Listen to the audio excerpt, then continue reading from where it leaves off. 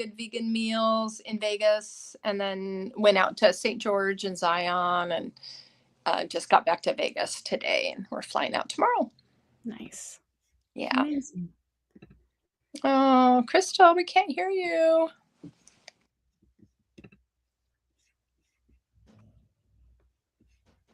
Is your right speaker?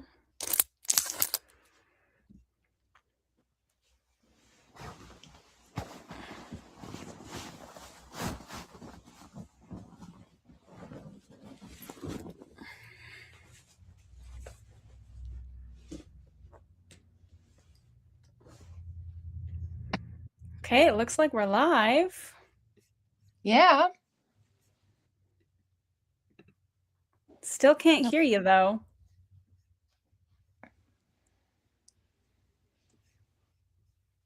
Yes? Oh, No? okay. You can hear me? Or no? There you go. A little? Well, No. no, I can. back. That was my Instagram lagging. Oh, okay. Hold on just a second. I'm just going to try to do this better.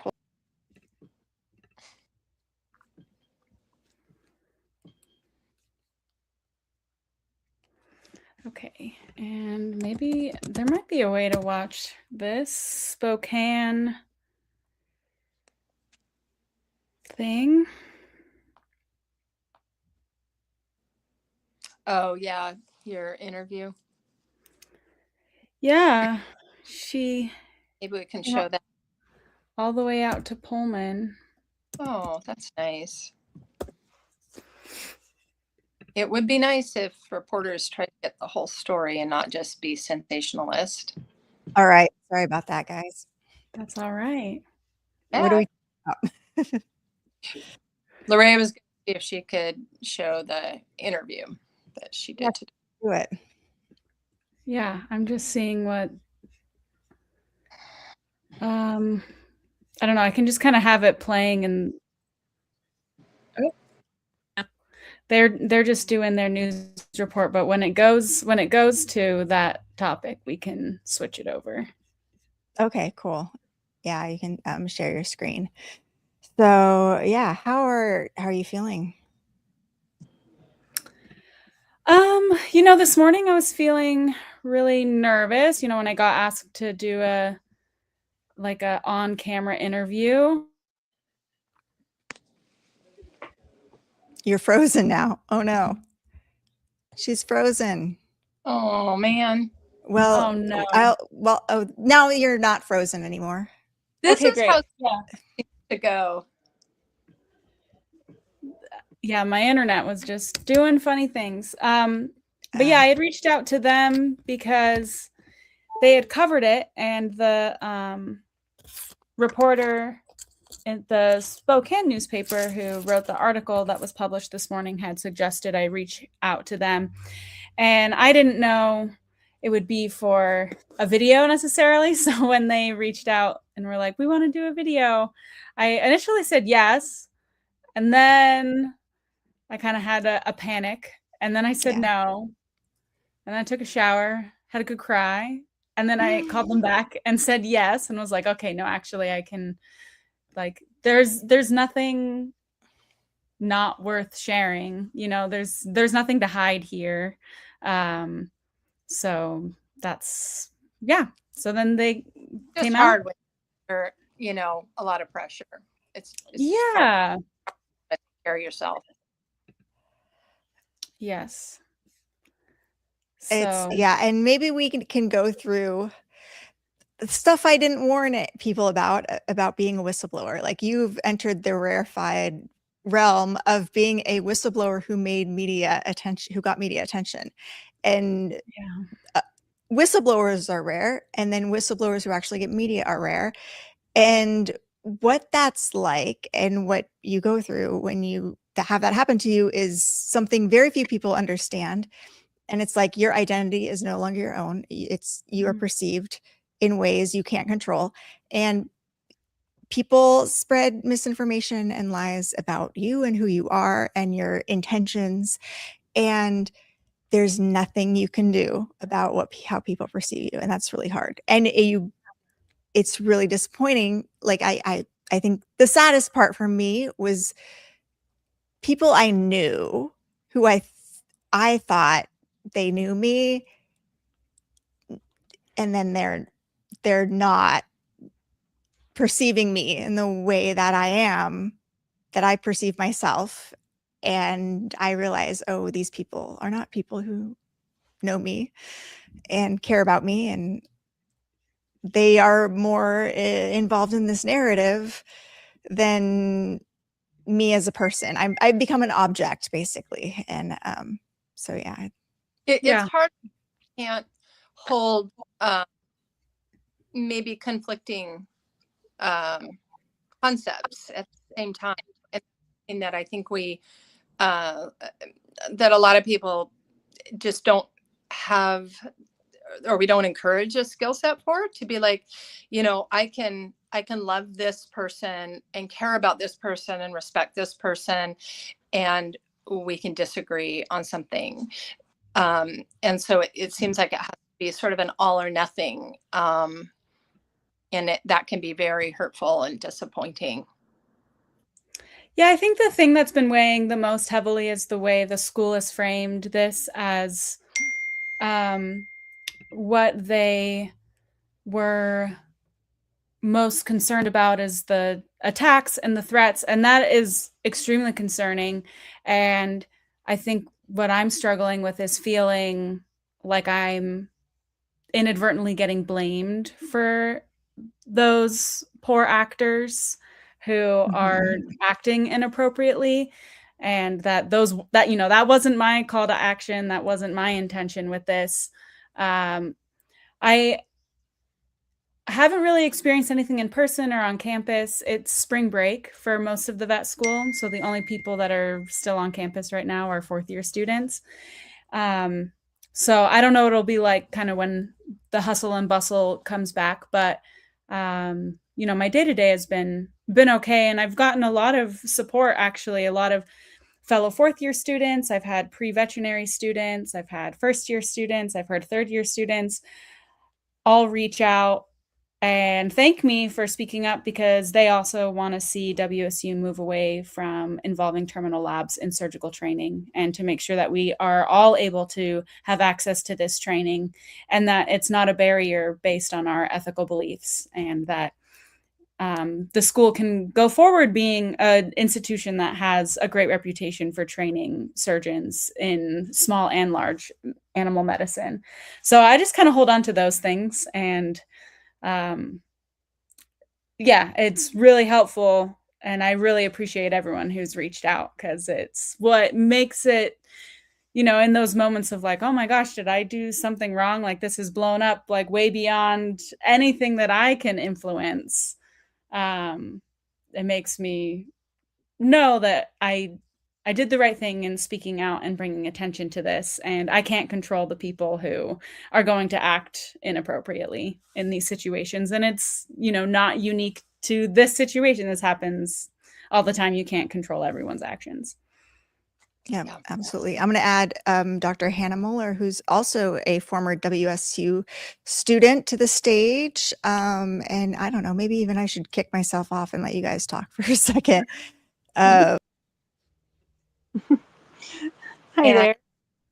Hey, well, I'd love to hear from both of you, because you both did this long before me. Maybe we can start chronologically. And Erin, if you want to share who you are and your involvement in conscientiously objecting to terminal labs at WSU, and then we'll move on to you, Hannah. I think, I went to WSU vet school in the 1980s, and at that time there was a terminal cardiology lab that a lot of students objected to, and there was what we called our junior surgery, that involved a few terminal surgeries, and at that time you actually did 2 or 3 procedures on an animal and then euthanized them.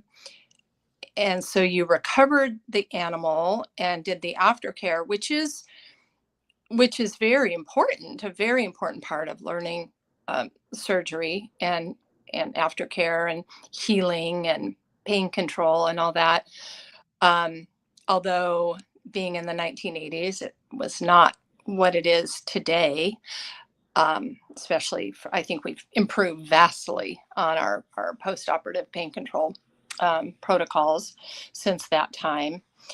But you also bonded with an animal for a couple of weeks and then sacrifice them. And so I did conscientiously object to that. A couple of other students and myself. Well, one student in my class and I, and then one student in the class behind us. So at that time, we ended up working with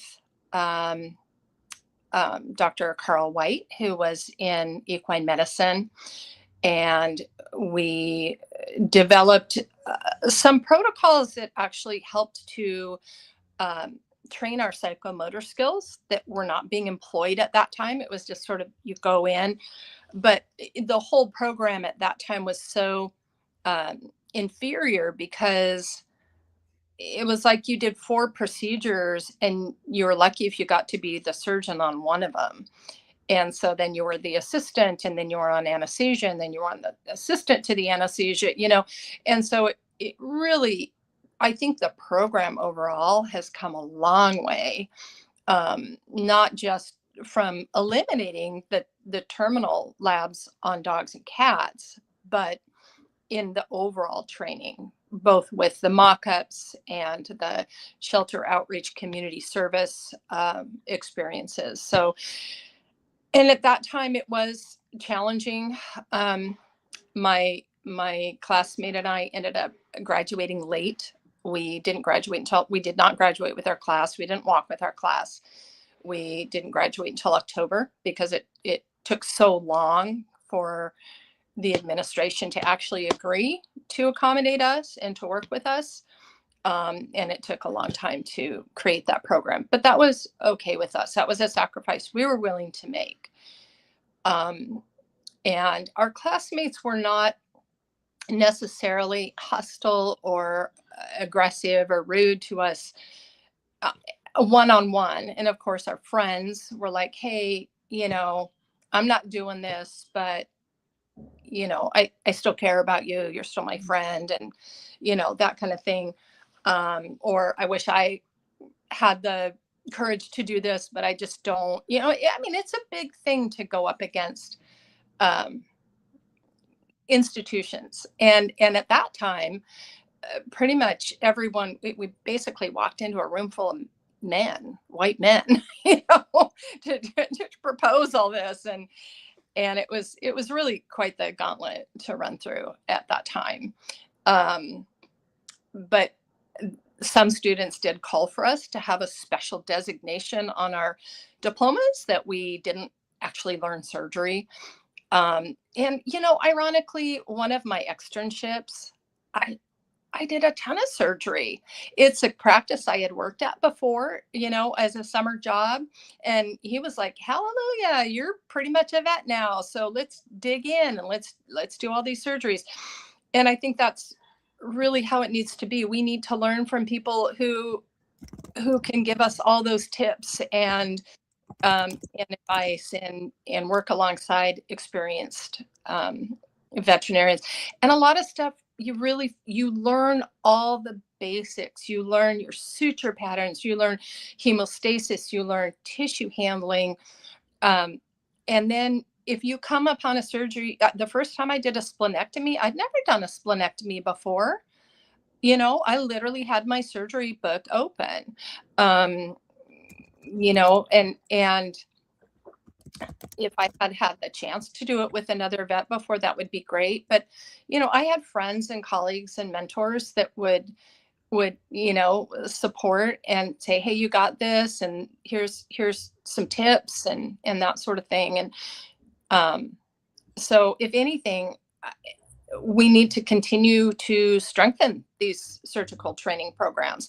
But I don't think killing healthy animals or, sacrificing healthy animals, ending their lives is is necessary anymore.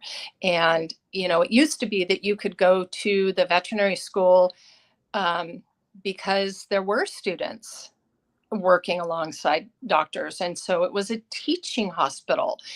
You knew that you were going to be working with students, and it was less expensive. And, the cost of everything has gone up. I'm not going to comment on what WSU has to deal with the cost of everything. I'm sure that's a whole separate issue. But, it's really sad that so many animals go without care because of the cost of veterinary medicine. Yet we have students that need this experience. And it seems like there's got to be a way to work that out and to have that as a possibility to get students more. I think we did not get nearly the surgical training that we should have back in the 80s, and it's much better now, and it needs to continue to be held to a very high standard.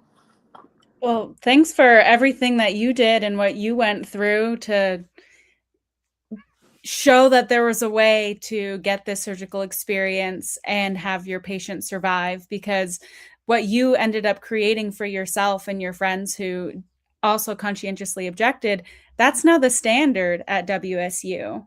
That's now every third-year student goes through their junior spay lab, and we partner with shelters, and we do months of preparation. We also have our first year principles of surgery course where we learn all of our patterns and we learn everything on models. And then, there's months of preparation before we actually spay the dog, or, a month and a half. And we do models, and we have to be able to verbalize every single step of the way before we do it. And then we're there under the guidance of experienced surgeons. We get to wake them up, and we get to know that they went on to happy homes and got adopted. I think actually the dog that I spayed was already someone's pet, and they were, getting it spayed through the program. Like, she already had a home, which made it easier for me because I totally would have adopted her. We did great dogs. Or I actually was working with someone who wanted to adopt my surgery dog, and I got Christmas cards every year letting me know how Harper was doing and thank you for saving. And we were able to get shelter dogs and spay and neuter them, which was great. And we thought, why aren't we doing this? There's need out there. So and one thing I have to say is at that time, I think it was just so unthinkable to not do these. It was how you had to learn. And so I'm hearing a lot of the same stuff, like, how are these people supposed to learn? Your horse isn't gonna, they're gonna do surgery for the first time on your horse, and that sort of thing. And I really hope we can dispel that notion that we're supporting putting inexperienced people on a complicated surgical case, or even a simple surgical case, that you're unprepared for. The key is to having better preparation, but things can shift and change, and they have, obviously, over the last 36 years since I went to, since I graduated. And so it just, because it's always been done that way, is just never a reason to continue to do something. And I'd like to point out that you're both, in Erin's case, you're a mixed animal veterinarian, and Hannah, you're an equine vet, because I think a lot of the assumptions that get made is that, I'm just a small animal vet student. I don't know anything about the large animal world. I mean, the truth is, I always wanted to do mixed animal. My internship that I matched is 50% equine, 50% zoo. So I would have loved to have been able to take this course if it didn't have terminal labs, because this is the population of animals that I'm going to work with. And so, in case people are wondering what kind of vets you all are, if you want to share what you do now. Yeah, I did. I did equine work for a long time, mostly specializing on equine dentistry because as a mom, I was able to work my schedule, around my kids and not take emergencies and things like that. I also did several years of mixed animal practice, emergency calls, multiple surgeries, orthopedic surgeries, intestinal anastomosis, cystotomies, GDVs. I mean, we just, back then we didn't have the option to refer, but that we did not have the social media pressure that vets have now. And I think that's a big part of it too. We've kind of lost our our bravery as vets because people are so litigious, and we have kind of these gold standards that are fantastic, but the spectrum of care is very broad, and it needs to be individualized for every client and what they can afford, and with the well-being of every patient taken into account. And so I guess I was really fortunate to be there at a time where it wasn't possible to refer that fracture to an orthopedic standpoint or a logistical standpoint or whatever. So we just, we pinned it and used cerclage wires and splints, and we did all that stuff. So I was really fortunate. And then I had equine practice for a long time, did relief work. And now I'm a veterinarian for a chimpanzee sanctuary, something I've done for about the last 10 years. And just love it. And am very, fortunate to be able to do that. And then I do some, relief work, corporate relief work, wellness clinics type thing on the side. So I've had a pretty varied career. And my classmate, who was originally more along the equine side of things, she has done tons of shelter medicine and is an absolute whiz at spay neuter. She's a fantastic surgeon. So again, myth that you need to do terminal labs to learn to be a good surgeon. So Hannah, tell us about yourself.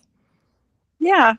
I'm a 2004 graduate from vet school. I was technically OSU, but one of the last classes to have a combined program with WSU. So I was there for my second year and part of my third year. So our pony labs were back at OSU. And at the time, they were terminal labs. And I was able to get half of the class to opt into the alternative tract that me and two other students created as conscientious objectors, and we saved half of the ponies. And so that was a big deal, but really sad that the other half didn't get saved. I ended up adopting my pony, and he became the best pony for my daughter that I had later. And he lived a good long life, passed away just a couple of years ago, and was truly an amazing pony. I can't imagine him having been killed in this lab for the sake of education. And what we did differently than the other students was we did the check ligament desmotomy surgery on a cadaver. And that's a surgery where there's a tourniquet anyway. There's not hemostasis really to be dealing with. So it was we essentially could do the surgery and dissect the whole limb because it was a willed body cadaver. And then we did the tracheostomy also on a cadaver, and our classmates were actually really jealous of that because they did one tracheostomy incision, and that was all they could do. It was on a live animal. We were able to practice it multiple times on our cadaver neck. And so you can break down these specific procedures into willed body cadaver surgery for the techniques for the procedure, but then learn hemostasis on castrations or things that are necessary on animals that can be recovered. So we ended up opting out of the small animal surgery course at OSU. It was all terminal, and instead going to shelters and wildlife centers, and got 10 times as much live animal surgery experience as our classmates. I mean, literally we got a better education because we went the alternative tract and we sought out that experience. And it's really disappointing that I think that it's a really important point. Not doing terminal surgeries is not taking surgical experience away from students. It's making it humane. They need more hands-on live animal. The point is not to take away hands-on live animal surgery. The point is to make it humane, and it can be. And when we don't make it humane, we reduce the human animal bond importance. There's studies on that. We reduce the level of empathy in these students before and after doing terminal surgeries. And that's what makes us good vets, is our empathy, our love for our patients, our willingness to go the extra mile and really care about each individual patient. So why would we care about this patient when we're just going to kill that one? It just doesn't make sense. And it's outrageous that this was still going on at all so many years later, and I was part of helping the change for the anesthesia labs at WSU. That was one of the things there that I did, was they were expecting us to anesthetize a dog in our lab, and then the next class group would come in and do the same thing. And after the third time, then the dog would go into pharmaceutical research and then be euthanized. And that's really traumatic for that poor dog that they would do that with. And I said, no, that's not okay.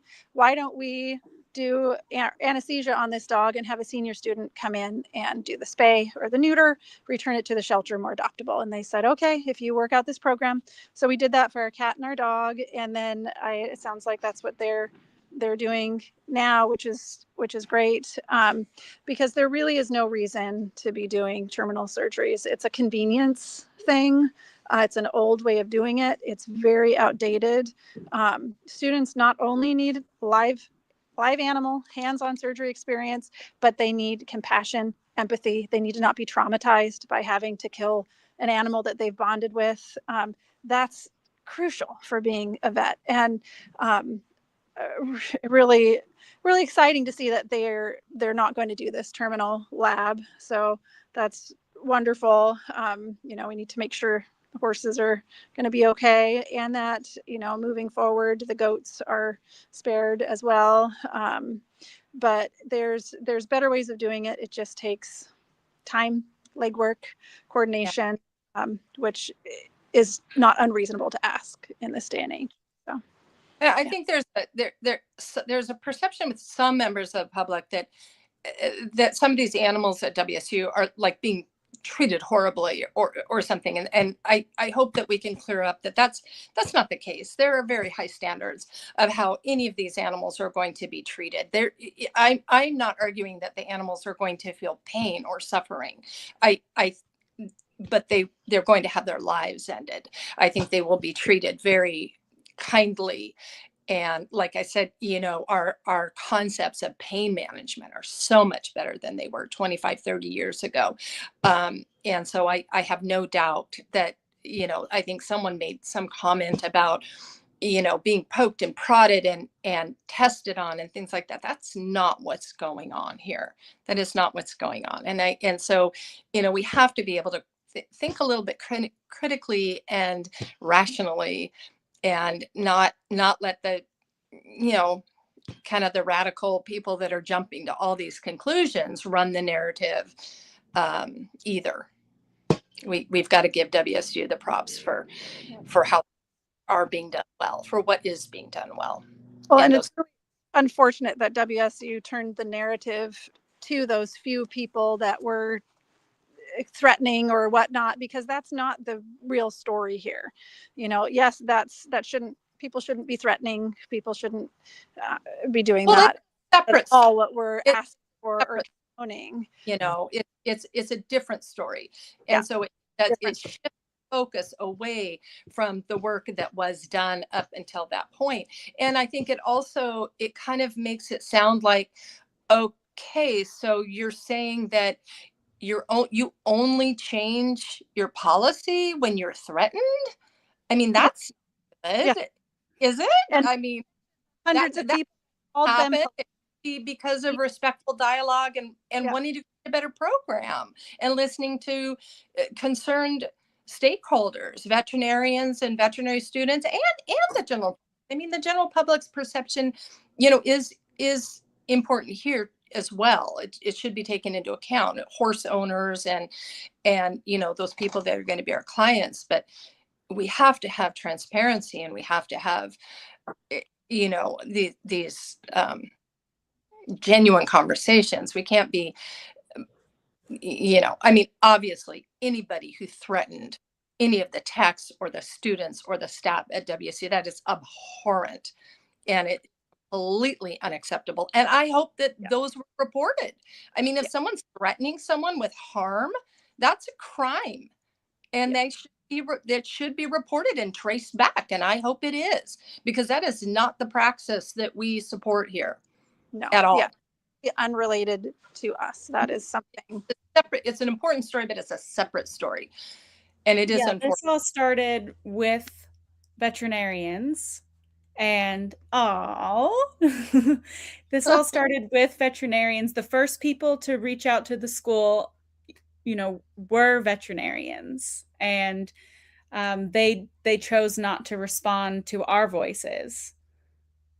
But hundreds of vets reached out. Yeah. They're not mentioning that. Why are they not mentioning that? Yeah. That's very unfortunate. Very sad that they're changing. It feels like the narrative is being twisted from what the real narrative at hand is. So it's really important for us to get the word out that this is coming from us vets, vet students, clients, equine people in the equine community that are like, what? Doing what? I mean, people are out. They hear that this is still going on, in this day and age. So there's no excuse for it. So, yeah, I agree. Well, thank you both for sharing your stories, and for being a sounding board to me. We have our multi-generation WSU conscientious objectors, and hopefully I'm the last generation that has to advocate for this issue. I do hope, they've said that they're discussing the goat labs, but they haven't made any commitments one way or the other. And I hope those discussions end up with deciding that, while they're in the process of revamping the equine portion, because they have committed to no longer source horses for this lab. And so they're going to, already be reaching out to the community to find alternative experience, that they decide that now's the time to do the same thing for the goats. And I'm so glad that you both shared your experiences, and Hannah especially saying how much more experience you got because you didn't do the terminal option.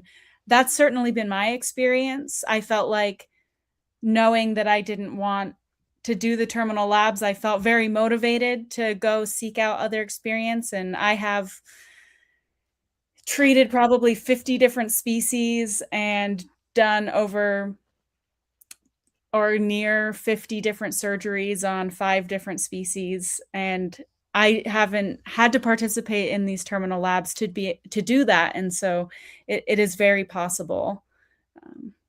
And you had hands on a chimp. Exactly. I did, and I will again soon. Yeah. And we don't know the fate of these USDA horses that were slated to come here yet, do we? We don't know anything about that. No, because we don't know. So I will say that originally the USDA, so they've been doing this. I think it's like they're researching filaria, and so they've, over the course of however many years this study has been going on, they've also been breeding horses so that they have a constant supply for their study. And their study is coming to a close later this year, and they currently have 11 horses left. And 8 of those horses were planned to go to this lab. And originally, the remaining 3 were going to be euthanized. But in the behind-the-scenes discussion, before this blew up and became a public concern, the year-long conversations that I've been having about the adoption policies and encouraging them to really look into those and dive into the possibilities, as well as investigating the infectious disease status of all the horses, we found that there was no reason that those 3 horses not involved in the lab couldn't be adopted. And so long before this became public, someone in the dean's office had volunteered to adopt those 3 horses. So we know that the USDA and WSU is pro adopting out these animals as long as they're, they were just going to use them in the lab because they didn't want to compromise the student experience. But the remaining horses, they were more than happy to adopt out. And that, we didn't even have to put out a call to action for that. Someone just, volunteered. So I have high hopes that these horses will find their way to somewhere better. And I know, the people there don't want to see them unnecessarily killed. Yeah, I'm sure that the people that at the USDA that are working with them want that too. Yeah. I mean, horses are amazing. You don't get to know them and then be like, yeah, never mind. I don't care what happens to you. I'm sure it's all hard on the people that were working on them as well, knowing that they would have their lives ended. Yeah. It's going to be nice when we get confirmation that they get homes, and it'd be nice to. Yeah. Yeah. And they did, again, before this kind of went viral, they did tell me they would let me know when those 3 horses were adopted. So I'm sure they'll be transparent about these as well once this has kind of died down. I know that, they're not probably trying to keep them hostage or anything like that. And so I do, want people to have faith in WSU and the USDA in doing the right thing, because they were already planning on it for the 3 horses who weren't going to be part of the lab. Absolutely. Yeah. Yeah. I have faith that things will smooth over and work out well. It's just been some unfortunate bumps. Yeah. Well, I'm with you. But thank you so much. And all the work you're doing, and that's wonderful. Thank you, and nice to see you. Yeah, you too.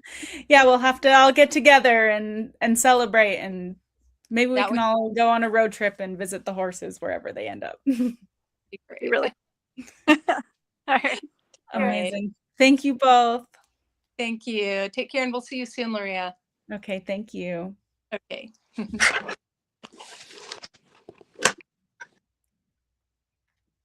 All righty. Well, so that was Dr. Erin Zamzow and Dr. Hannah Mueller, both former students of WSU and now veterinarians who, when they were students, objected to the terminal laboratories that at that point were required parts of their curriculum, and they are foundational in building the framework that WSU currently uses. So, fast forward from, the 80s, and in 2004, when Dr. Mueller was doing her advocacy, now WSU has the lab that I talked about, where we partner with shelters and we learn surgery through models and simulations, and then get to apply those skills and spay a dog. And now my dog is coming to visit, and we just have to work together to ensure that this same model that WSU is already proving to be effective can be applied to the large animal curriculum as well, to make sure that vets, no matter what species they want to work on, can provide the care that they need and not have to undergo moral distress and psychological harm along the way. This afternoon, or this evening, KXLY, one of the local stations in Spokane, Washington, aired an interview that I gave. They reached out to me and wanted to see if I would give an interview. And so I'm going to try to find that and see if we can watch it here together. There was also an article in the Spokane or the Spokesman Review, which is the Spokane-based paper, and maybe we can go through that article as well. I had a few points in that article that I wanted to clear up and clarify there.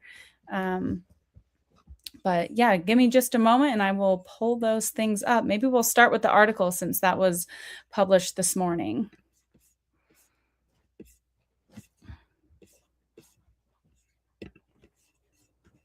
Let me.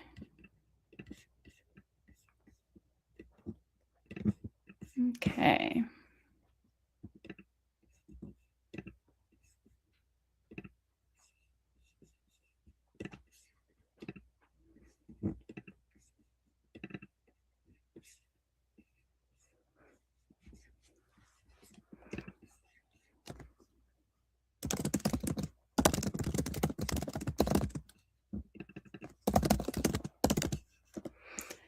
While I'm waiting for the host of this meeting to come back and allow me to screen share, I'm gonna just go ahead and read this article from the Spokesman Review.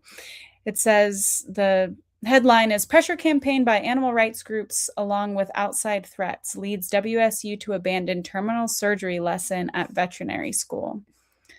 So a few of the points, I guess I can read this whole article and then go through some of the points. So, public pressure from animal rights groups and threats to the staff of Washington State University's College of Veterinary Medicine have prompted the school's leadership to abruptly end long-running surgery lessons that ended with euthanasia. The safety of our students, faculty, staff, and animals is our highest priority, Veterinary School Dean Dori Borgerson wrote in a statement announcing the decision. Given the nature of these threats and similar incidents that have occurred at other research universities, WSU has determined that we cannot safely proceed with the equine component of the surgery course this spring and will not move forward with bringing the 8 horses associated with the course to campus. So again, I just want to address anyone who has sent threats or been harassing the students, the school, faculty, staff. It's completely unacceptable, and it is drowning out the voices, the veterinary voices, the veterinary student voices who are bringing this issue to light, because ultimately this affects our profession, it affects our communities, it affects animals everywhere, and it affects veterinary students' education. And the way that we have wanted to go about this is to make sure that the conversation is professional. This is why I have been talking with the dean and the USDA for over a year in trying to get to the bottom of these policies. And I didn't go public with this earlier because I wanted to keep this discourse professional. So the surgeries in question are part of the university's large animal surgery course, an elective typically taken in a student's 3rd year. The horses involved were transferred from another study, while the university purchased the goats, according to school documentation. The horses were part of a USDA department, or a U.S. Department of Agriculture breeding herd in Idaho, according to an email with the dean published online by a WSU veterinary student who sparked the controversy. That would be me. And the way this email was published online would have been the original press release that our honor put out, where I was interviewed talking about this issue. And so that initial press release went out after I had tried to warn the 3rd year students, not even warn, but just give them information about the lab, just letting them know that the USDA policy that everyone thought, the USDA thought this, the dean thought this, the faculty thought this.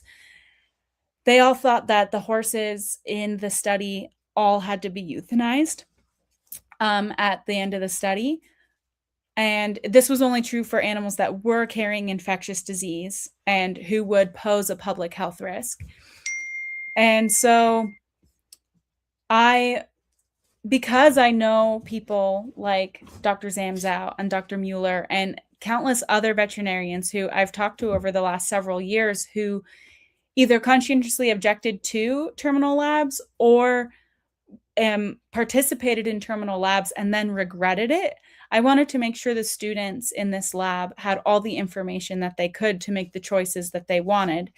And again, I will reiterate that I don't judge any of the students. I stand and I support any student who took this course and participated in terminal labs because they were not given another option to gain these surgical experiences at school. Sure, I have gone out to seek some of these surgical experiences in other ways, but that does take a lot of extra time, effort, resources.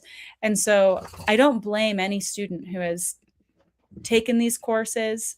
And I just want to make sure that everyone can make those decisions based on all the accurate information. And when new information comes to light, I want to ensure that gets considered.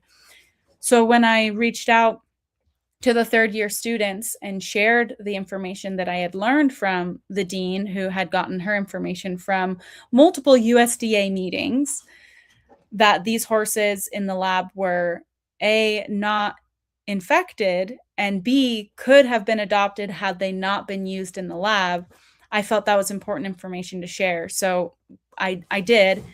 I included a quote from the dean's email. And also in that email, she talked about where these horses were sourced, like they talk about in the article here. And the dean responded to all of the students in response to my email saying that my quote was incorrect and out of context. And that is what really prompted me to write the press release, because I felt like this was moving away from a pedagogical teaching and curriculum issue and moving into an institutional transparency issue. And I didn't want other students after me who are trying to advocate for change to also be publicly defamed. So I linked that email because that was what was being called into question in that original press release. So that's what they're citing here in the article.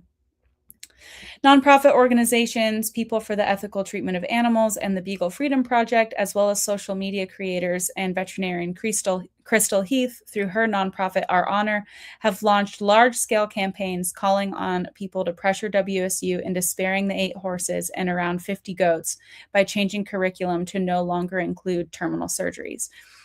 So yes, all of these organizations have launched campaigns, and I think there's actually a couple other organizations who've launched campaigns that aren't listed here. But I want to be clear that the only campaign the only organization that I reached out to specifically was Our Honor. I have a multiple year relationship with Our Honor and Crystal Heath because in my first and second year at vet school, I felt very isolated and socially ostracized for my animal advocacy and for being a vegan veterinary student. And I was looking up community. So I literally typed in vegan veterinarian and I saw, Crystal's name popped up, and then I found Our Honor, and it's not centered around being vegan, but it is the way that I found my way into that community. And I don't think I would have been able to get through vet school in the same way had I not found Our Honor. Everyone we have online group chats, and I have the opportunity to connect with veterinarians and vet students across the world who are trying to advocate for improved practices around animals and who conscientiously object to and call into question issues that they have at their schools or at their practices. And it's been an amazing community. And so I did reach out to Our Honor, and we organized veterinarians and veterinary students to write a letter to the dean asking for them to switch from the use of terminal labs to something more effective, like Dr. Zamzow and Dr. Mueller described that they were able to do when they were students, and that we do in other parts of our curriculum. After that press release was published, then the Beagle Freedom Project reached out to me because they wanted to verify the sources and they wanted to launch their own campaign in support. And they launched a campaign that was also very much, based in like being respectful and professional. Like, they're run by lawyers. It's very similar to the way our honor is run, which is run by veterinarians, where we are licensed professionals that are advocating for animals, and we do it in a way that it tries to lead with our professionalism first. And then, PETA picked it up, and then that's kind of when it really blew up, because they probably have the most massive following out of all of these organizations. But I didn't talk to PETA personally, and I didn't reach out to them personally. But when they see an issue that needs to be solved, they put all of their resources towards it. Okay, so continuing on, a web page created by the California-based Beagle Freedom Project titled "Stop the Killing Lab" called on the public to contact WSU leadership about the issue and listed the contact info of more than a dozen administrators and professors. And so these are all publicly accessible emails.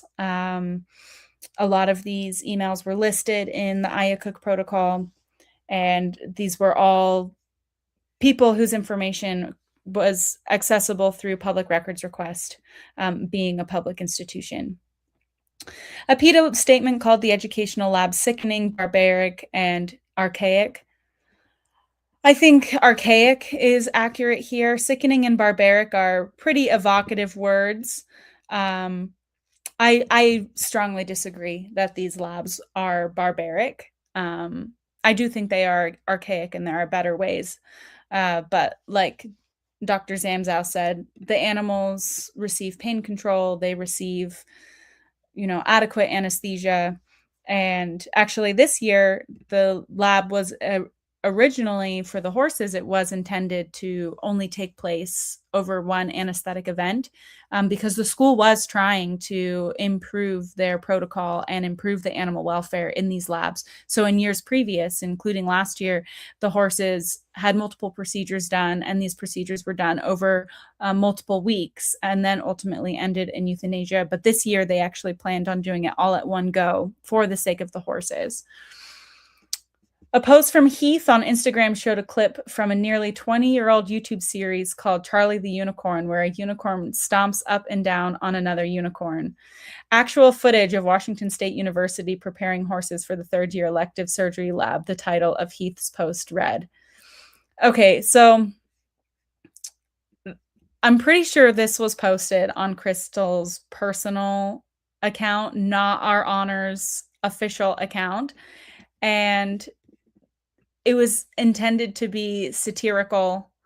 If you're a millennial, you know about Charlie the Unicorn, and it's a satirical cartoon where two unicorns are deceiving and a person and trying to lead him into a magical place, and then end up stealing his kidneys. And if you think really hard about the way this story has gone, there has been a lot of deceit. And yeah, I don't know. I don't have a lot to say on this, but the fact that they chose to write this, like, I understand why they chose to include this, but this was a satirical post, and this wasn't part of like our honors official statement. This was someone calling out the absurdity of the situation in a satirical and comedic way. The university said the decisions to end the equine portion comes as it was working towards doing away with starting the next academic school year. And years after veterinary student Larea Cottingham, now in her 4th year, first raised concerns about the practice. So again, before this went public, the school had decided to move away from the lab. And I don't know if any of my work had to do with that, just because they had to increase their communication with the USDA and they learned that the study was coming to an end and then realized, oh, we have to decide, are we going to get more horses or are we going to have to transition the course away from that? And I do remember having a in-person conversation with the dean about that, where she found out that the study was coming to a close and that she was against the school buying more animals to be used in this way. Cottingham said the conversation was intended to be a professional discussion of best practices. She did not expect the online fervor and emotional outrage to take center stage. And that is super true. Anyone who knows me knows that I, up until this point, was extremely offline. I don't think I had logged into Instagram since March of last year. And like, I basically only have a Facebook for like Facebook groups that, you know, I need for various things. And until this started, I had been really offline. And so I think I was pretty naive to the way social media amplifies things and the power of social media, and what gets people interested in a story or not. Because I had tried to submit several op-eds. I submitted one to our local paper here in Pullman. I submitted one to the Seattle Times, and no one was really interested in my non-emotional op-eds. And so it really wasn't until it was evoking emotion in people that people started to care about this issue. What gets people riled up is the animals, and people don't really want to have nuanced discussions about the nitty-gritty of the best way to train surgeons and community outreach and all those things, Cottingham said. They're not as emotionally evocative. Cottingham completed her first few years of veterinary school at Utah State University and came to WSU as part of a partnership between the two schools. She found herself drawn to surgical practice, she said. And this part's actually a little bit incorrect. After working in clinics in the Salt Lake area where she was assisted in spay and neuter procedures on small animals. So I was interested in surgery, which is what made me want to go learn spay and neuter procedures at the Utah Humane in Murray, Utah, in the Salt Lake area. So my interest in surgery is what drove me to seek out that additional training. She first learned about the terminal labs while touring the campus ahead of her move to Pullman. I was really surprised to learn that in that moment that WSU still did terminal labs, because it's kind of one of those things that a lot of students know about as being this thing that happened in the past. Wow. Apparently my quotes are not very good, don't have very good syntax. Anyway, Cottingham said, in the past, vet schools would have dogs and students would operate on their dogs multiple times over the course of several weeks, and then they euthanized them with the last procedure. So again, that's what our lovely vets that were on earlier were saying that they experienced and were objecting to.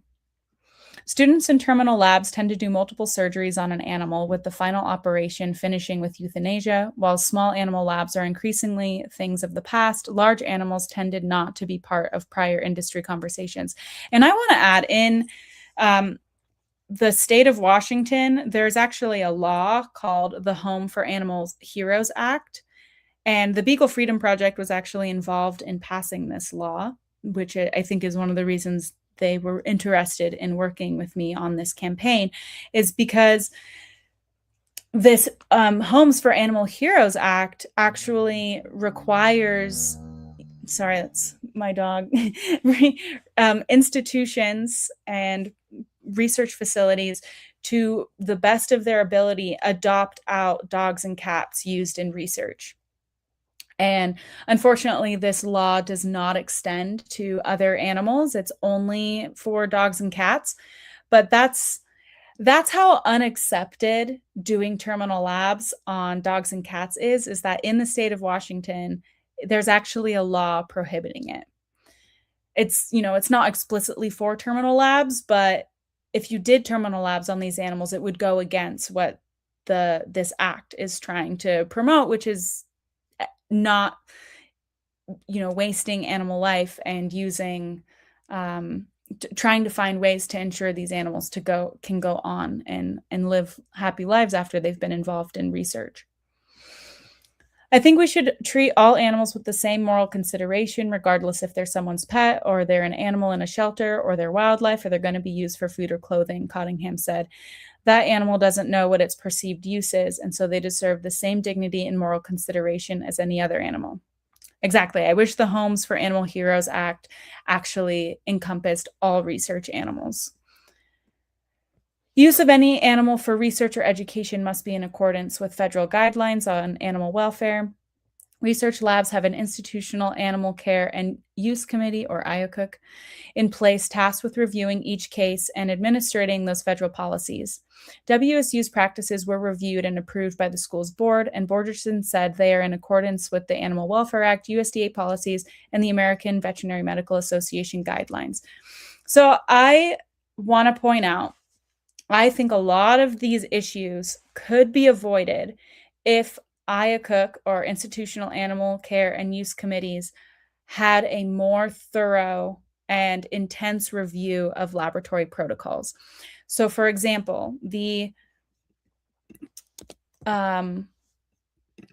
animal subject approval form, or the IACUC form for this course, requires the course directors to justify why these animals were used. And a justification was made for the goats, but in this protocol, there actually wasn't a clear justification for the horses.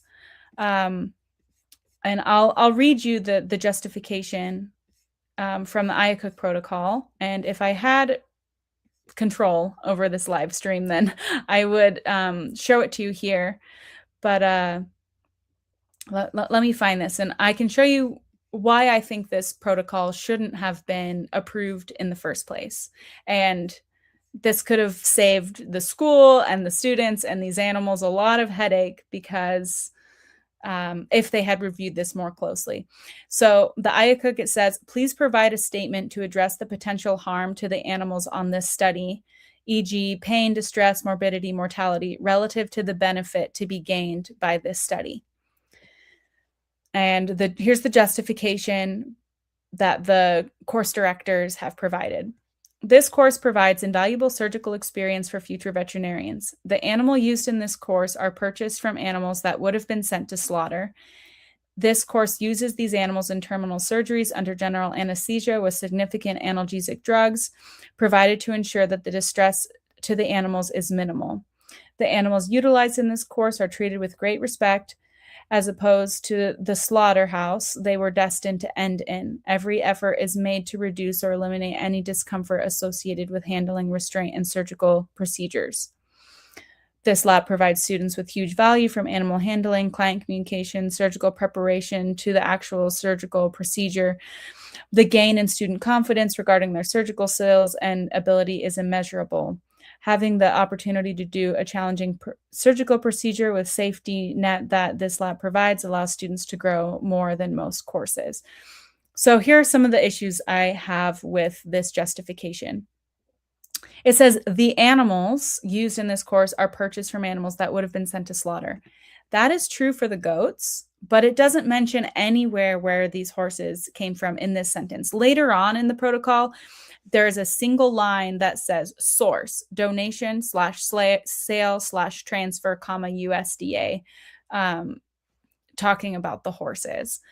And there is no written out paragraph form justification for using the horses specifically in this protocol. And if someone on the IACUC committee had caught this and been like, hey, are the horses going to be sent to slaughter? Because I don't disagree. The goats, they probably had a much more humane ending than they would have had they gone to a slaughterhouse. the horses were never going to go to a slaughterhouse. So I don't think this justification is valid here. Now, it sounds like the school went back and reviewed the IACUC protocol, and I think that is a big issue.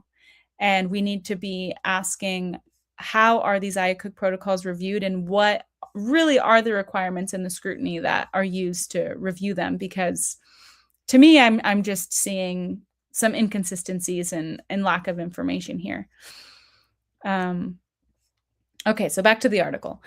In justifying the scientific and educational value of the surgeries to the committee, professor and study lead Kelly Farnsworth wrote that alternatives like simulations do not offer the hands-on experience that live animals do. And I agree. And I think this is the biggest misconception that people are having. We're not saying don't do surgery on live animals and only do simulations. What the justification here is, they didn't look at other alternatives for getting live animal use.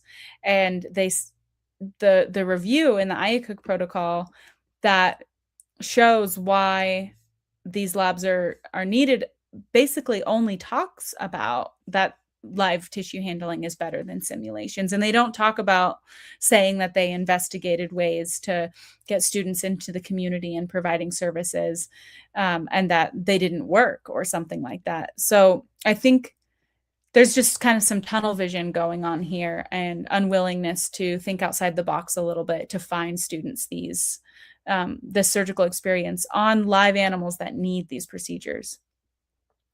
The students get the basics down in alternative procedures on dummies or simulations in their early courses over the first 2 years, he said. And that's true. We have a state-of-the-art simulation lab. I think it's like accredited by the same body that accredits human simulation labs for human medicine. Like it's really effective.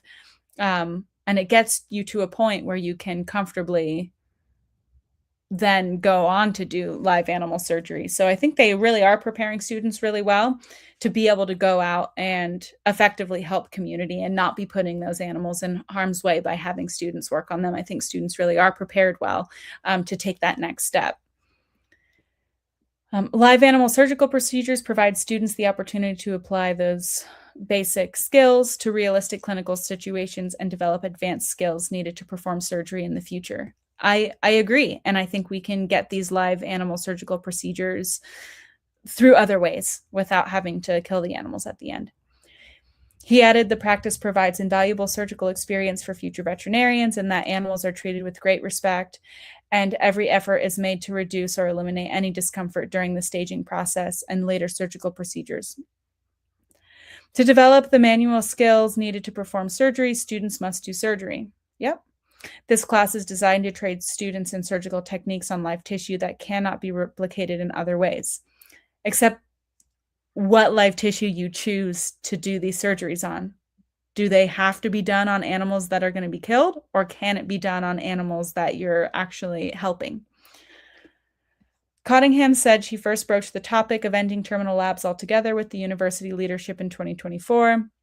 She was elected the curriculum representative for her class and started by sending out a veterinary college-wide survey in which she asked students whether they were aware of the elective, their thoughts on terminal labs, and the ethics at play.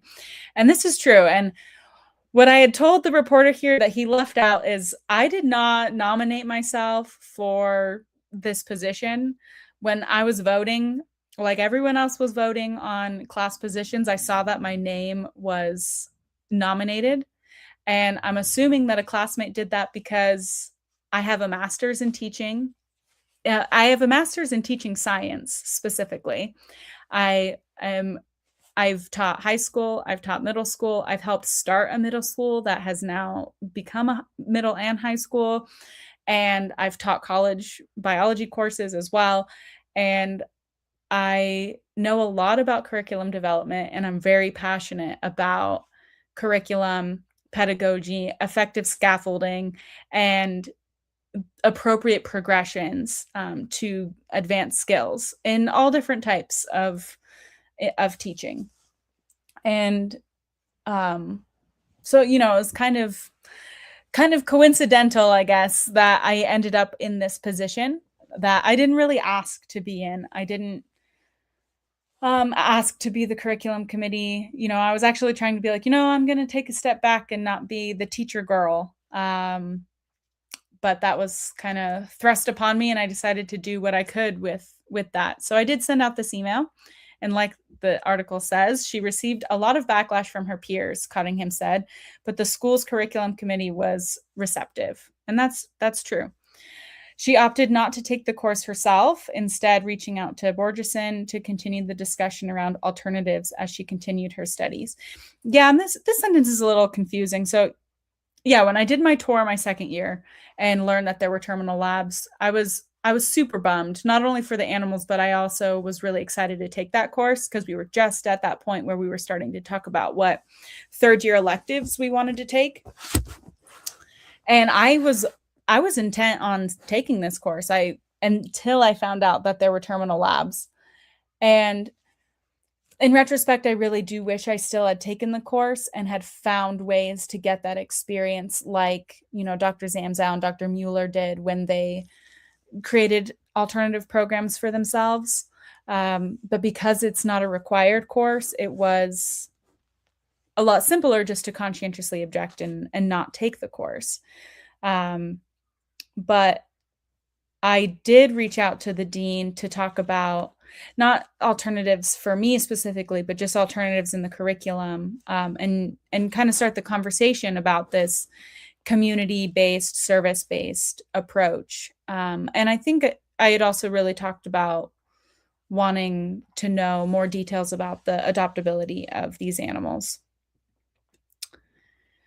That's always been my strategy, and my desire was for everything to be very professional, very by the book, Cottingham said.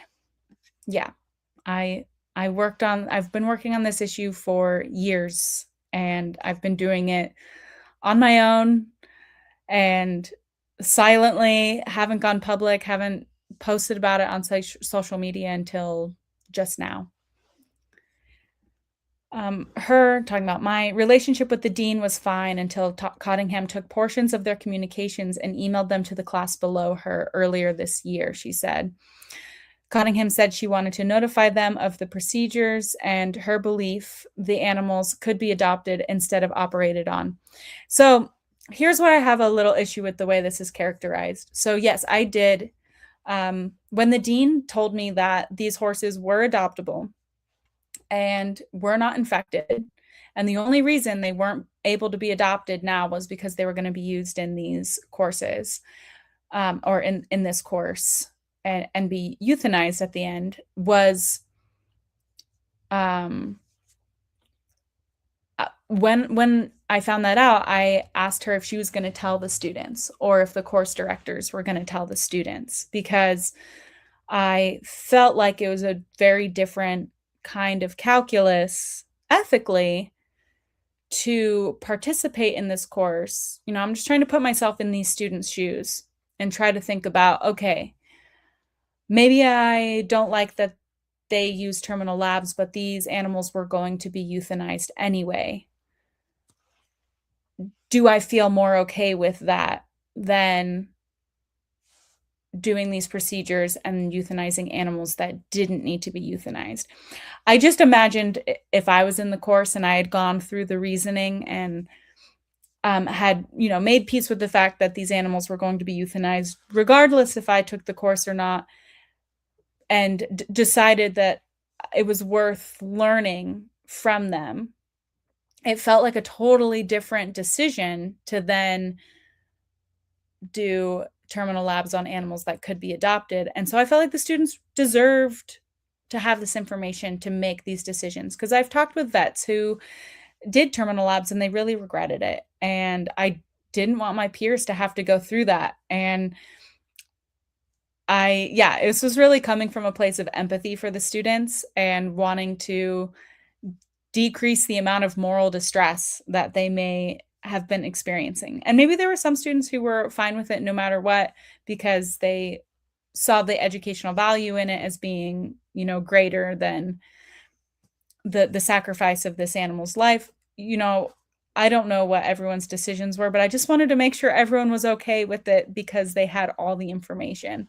So I sent the third years an email And I quoted the dean in that email, quoting her email that she had said that these animals were adoptable. And she replied all and said that I was like speaking out of context and that my quote was incorrect, even though it was directly copied from her email.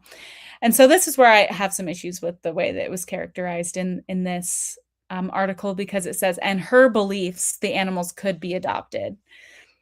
It's not my belief. It was this was fact that came directly from the dean. I wouldn't have emailed the students had I not had concrete evidence of this coming from the most official source possible.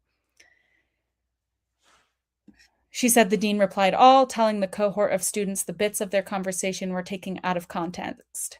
She not only said that they were taken out of context, she also said that they were incorrect. So basically defaming my credibility and, without saying it in those words, insinuating that I was lying. And so I just feel like this article took bits of their conversation, were taken out of context. It's like, this is the only context that they were in. So that's when I decided to reach out and to submit a press release, because I felt that it was wrong to publicly defame a student for asking questions, for going through the right communication channels, for being quiet, respectful, speaking one-on-one with the dean in person, over email. Like, I don't know what way I could have done this better.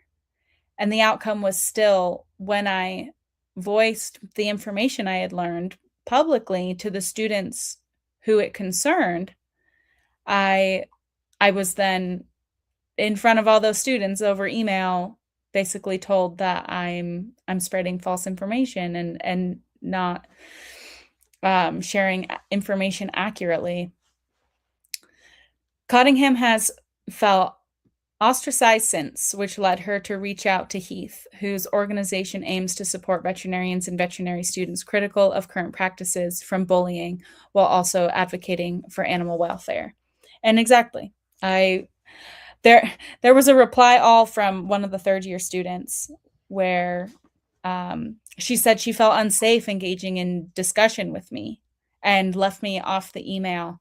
And then I've been sent private messages in group chats with students, and I'm not going to share the details of them because, they're private. You can't access those through public records requests.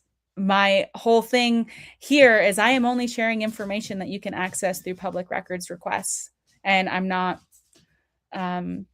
telling other people's secrets. But the tone of those messages was basically warning students from engaging in discussing conversations with me. And so, yes, of course, I felt ostracized, and I felt like, people were treating me like I was a dangerous terrorist. And all I was doing was sharing information that the dean had said to these students so they could make an informed decision. This campaign originally started because veterinarians were trying to get them to turn to more effective methods, Heath said. We had to bring in more animal rights orgs to get them to take urgent action. And I think by we, meaning our honor, and like I said, Beagle Freedom Project reached out to me, and we kind of worked on the campaign so that they made sure they were characterizing everything accurately. Heath is doubtful the school received threats as a result of her and fellow animal rights organizations' campaigns, but added she does not condone any sort of violent rhetoric. The entire situation should not be used to stifle the free speech of students at the university. And I don't think Crystal is actually doubtful that there were threats, but I think she is calling into question like the severity and like the amount. And I don't know, I don't want to put words in her mouth, but wants some verification from the school that action has been taken on the behalf of people who have received these threats to hold the people who made them accountable. And right now the school hasn't made any statement saying that they are working with police or, investigators or anything like that to hold these people legally accountable. She goes on to say, I've certainly received threats too for my advocacy. I've been ostracized. Heath says, I would love to see what some of the threats are. We are disappointed the school was able to use that as an excuse. Heath and Cottingham said their advocacy should not be viewed as taking an educational opportunity away from students. They would prefer alternatives like partnerships with local ranchers to provide similar experience on animals in need of care. Instead of trying to end surgical experience, I just want the surgical experience to be real and helping animals in need, Cottingham said. I don't want this course to end. I want it to be better and more useful for everybody. And I think that's the message that's getting lost here. I'm not trying to take away anyone's surgical experience. I wanted that surgical experience too, and I could not take that course because of my ethical beliefs. And I was denied the opportunity to learn that surgical experience that the course offers. I would have loved to learn those procedures, but I will and have had to continue to find other ways to get that opportunity because I wasn't able to access it at school. And I want students to be able to get as much experience at school as they can without having to choose between their conscience and their ethics and their education. The students currently in the lab will be given full credit for the work they've already completed. The university statement reads, the equine portion of the course were to end at the end of the semester anyway, and moving forward, students will gain essential surgical experience through clinical training opportunities and advanced simulation technologies that reflect evolving practices. So here's the proof that the school is already admitting that there are more modern ways to get students surgical training through advanced simulation and through clinical training. And so, they're admitting that what we're asking for is not only is it not unreasonable, it's actually the standard now, and that they're working towards moving towards that standard. WSU spokeswoman Pam Scott declined in an email to share information about what would become of horses slated for the lab. The email also did not disclose what happened to the goats. So the dean did send an email to the students saying that the goat part of the lab was completed, which based on the Iacocca protocol, completion means all the goats were killed at the end of their procedures. Heath said her organization is trying to ensure the horses end up at a sanctuary. Our work still isn't over, she said. Cottingham said she was encouraged by the university's curriculum changes underway before the public outcry rattled the college. She's worried about the students currently in the class being shortchanged without an alternative in place for equine surgeries and what the fallout may be among her peers for her advocacy. Definitely both of those. I'm so bummed for the students this year because the school didn't have those systems in place for them to learn in the way that they're saying they're going to do it next year for these students. So they took away that opportunity without, they're just saying, we're going to just give you full credit, but they're not, or they haven't at least publicly said that they're working to get the students the equivalent surgical training. And I think that's such a disservice to these students who were excited to learn these skills, who really wanted this surgical experience. And now they're not getting either. Now they're not getting the surgical experience through the terminal labs, and they're also not getting the surgical experience through the advanced simulation and clinical opportunities that the school is creating for next year. So I'm pretty upset the way that this has gone down for the sake of those students, because I wish the school, we've been in this conversation for over a year for months, and they could have put these plans in place earlier instead of just making it so that the students have to face the consequences, myself included. Because the consequences I'm going to face are the social consequences of being blamed for all of this. And yeah, that's not really fair either. Heath said her organization is trying to ensure the horses end up at a sanctuary. Like I said earlier in the live stream, I think WSU and the USDA, they've shown they want to let these horses be adopted. I don't have any updates on that, and I think it will happen, and we'll update folks once it happens. But I think that they will act in good faith here, because they've already shown that they're willing to let horses be adopted. Cottingham said she still was encouraged by the university's curriculum changes underway before the okay, I already read that. I'm glad people are talking about it, but I just hope that people can kind of cut through the emotion and hear the reason behind it and the evidence and logic behind it, Cottingham said. And no, this has been going on for a really long time, and I've been working solo on this with administrators for a long time, just trying to do everything, quote unquote, the right way. So that's the end of the article. Welcome back, Crystal. Hi. I just went through the entire article published in the Spokesman Review, and awesome. Yeah, probably talked about it for maybe 40 minutes, and I read it and just kind of went through the points that I felt like needed to be clarified. Okay. Awesome. So, well, I don't know. I can talk about why was my little meme that I made on my own personal Instagram used for that. And yeah, I did address that. I did say, I was like, this was posted on Crystal's personal Instagram. This was not associated with our honor. I mean, I guess, you're a public person now. You're not allowed to have a personal life or a personal. I'm not allowed to have a personality. No. Nope. And I was like, haha, but the way he describes Charlie the unicorn and the plot is highly inaccurate. The plot is not that Charlie is being beaten by these two other unicorns. It's that Charlie is being manipulated and coerced into going to Candy Mountain against his will, but he kind of goes along with it, even though he doesn't want to. And then he gets his kidney stolen. Yeah, and I'm glad you brought it. You brought it back up, because I think I forgot that Charlie itself was a unicorn, and I was like, was it unicorns and like a man, and they were trying to trick the man into Candy Mountain?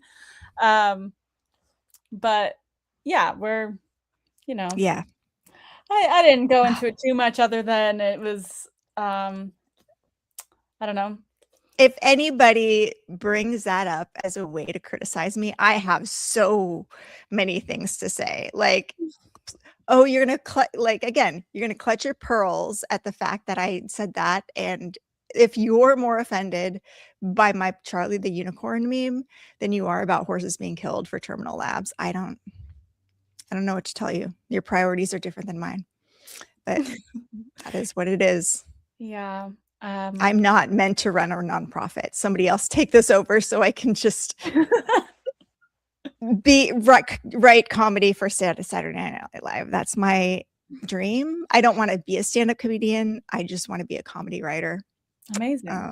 I think, and then have a bunch of other writers say, we're not going to use that. Not that. Yeah. Yeah. It's what a time, man. Yeah. Did we ever get to see your interview? No, I wanted to see if I can pull it up. I keep struggling with finding the getting the order of the letters. So I was going to see if I could find that that clip specifically. Yeah, I was having trouble finding it aired. too earlier when I was trying to. And also, hold on just a second. I'm trying to manage multiple social justice movements at once, which is why I was gone for half an hour. No worries.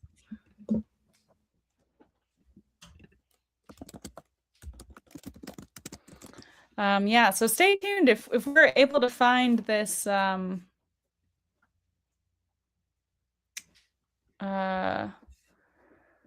if we're able to find this broadcast, then we will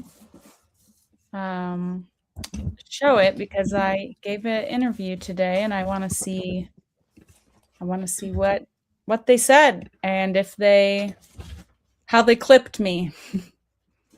Yeah. In the meantime, I can potentially bring up the Facebook page of the WSU articles here. WSU Euthanasia Lab. Let's see what people are commenting about it. Oh, I think I can find it here.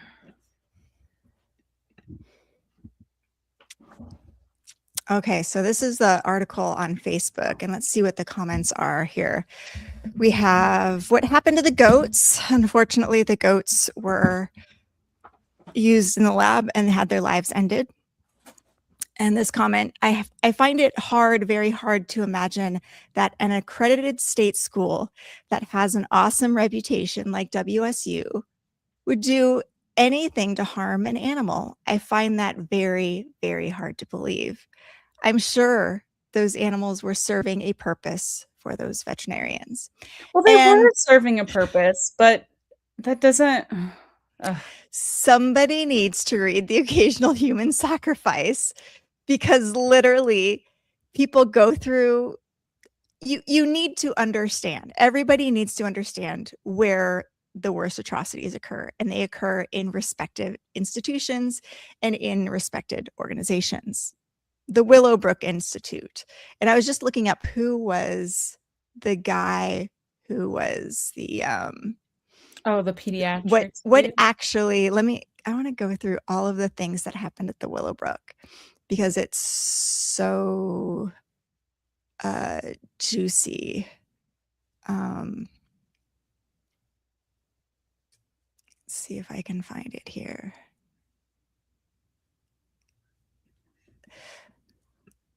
Let me look this up.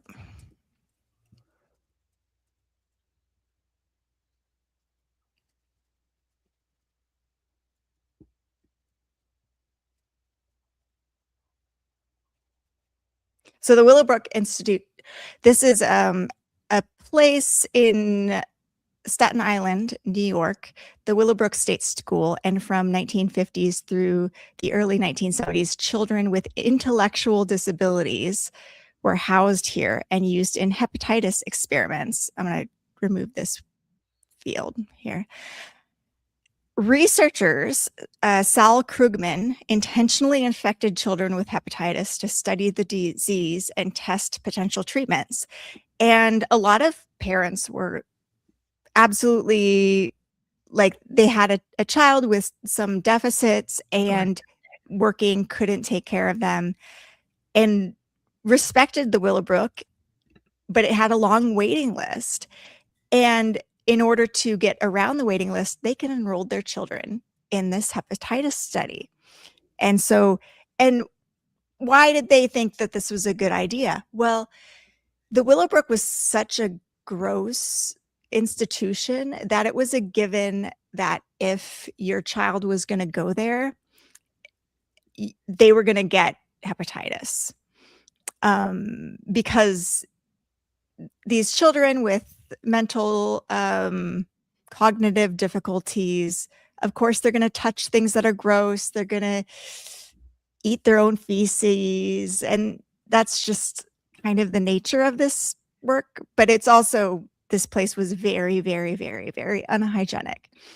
And these are highly vulnerable children, no ability to consent. And the parents were not really given informed consent. and they were coerced because they were kind of desperate to find a place for their children. And so they felt compelled to enter them into the study. And so that's what happened. There was no direct benefit to many of the participants. They were kind of told like, oh, they'll get better housing if they are enrolled in this study too, which is kind of problematic. So RFK was one of the people who kind of raised concerns about this, toured the facility in 1965 and publicly condemned the conditions there. Geraldo Rivera then in 1972 televised his own investigation. And then Donna Stone was another one who entered the facility and reported on the conditions. So Saul Krugman, during all of this, received major honors, including the Lasker Award and the Robert Koch Prize for his hepatitis research. I wonder if Robert Koch is the Koch brothers. I'll have to look that up too. I don't know. And then who were the physicians? Hold on. I did find I'm almost to the part in the news where they talk about Okay. this. Do you want to play yeah, that? here we go. Oh. Yeah. You want to add it to the stage here? Yeah. I wonder if we hope we can hear it. Well, can you down a class that teaches Cool. future veterinarians how to perform surgery on animals like horses and goats. This is 4 News Now at 5. Maybe then they're going to do this for a minute. Maybe all day. 59 in Spokane. It's 58 degrees in Coeur d'Alene. This time yesterday, there was all kinds of... Yeah, you wouldn't like it today. Mm-mm. Oh, okay, hold on. 4 News Now delivers, not just in the newsroom, but in the community. We're doing the work. Listen. It is 85 degrees here right now. They'll take on the Tennessee. Let me find this again, because I know that they... I guess right there they were just advertising that they're going to talk about it. Let me see if I can scrub through a little. Well, Geraldo Rivera won a Peabody Award for his investigative reporting. Oh. Let me see. Is that... Oh, okay. Coke. Oh. Decision to end the program coming up tonight at 6:30. Oh my God. Our sports coverage tonight doesn't Later. end with the Sounders. Yeah, the Gonzaga men are in Portland. It's gearing up for 6:30 their now. matchup. Oh, well, perfect. So maybe we're just about to get it. So maybe we're just 7 minutes. Maybe you can see it live.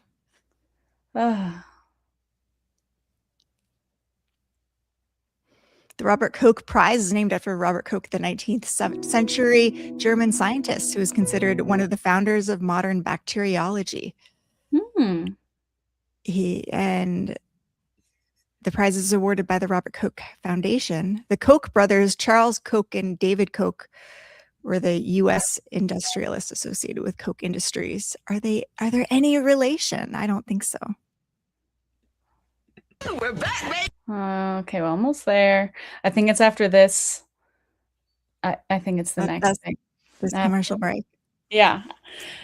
Be right back with you after these commercials. Yeah. Oh boy. Well, I just had fun.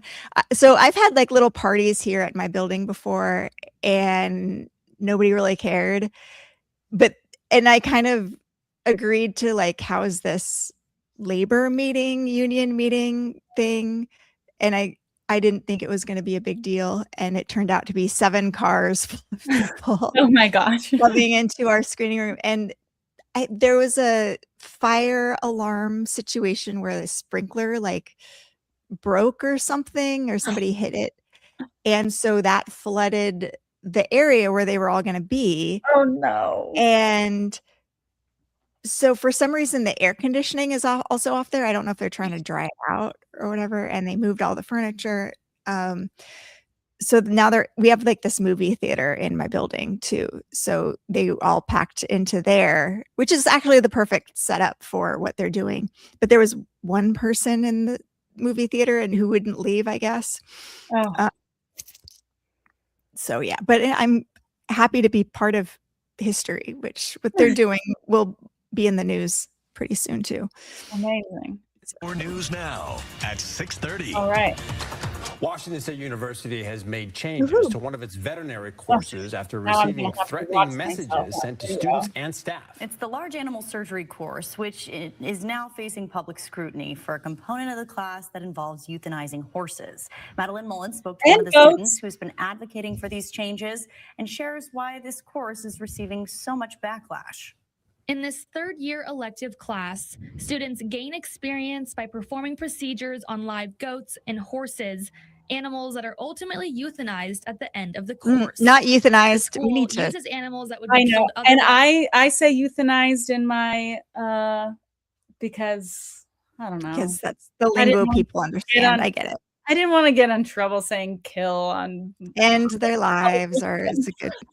Yeah, I know. Yeah, But killing. this God, yeah. semester, fourth-year veterinary student Larea Cottingham she got- says she learned that wasn't the case for several horses. They were not infected with disease, and had they not been part of the terminal lab, that they could have been eligible for adoption under the USDA policy. In emails Cottingham shared with us, this information was confirmed with the dean of the veterinary school. The dean also mentioning that had they known in time, the class could have been altered and the horses could have.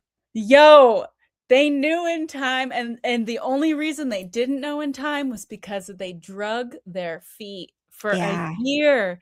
I first asked if last year's horses could be adopted, and you bet I am kicking myself for not being Same. here earlier, because if we could have saved last year's 8 horses, and I'm just like, wow, what a failure on my part for not My being- part too.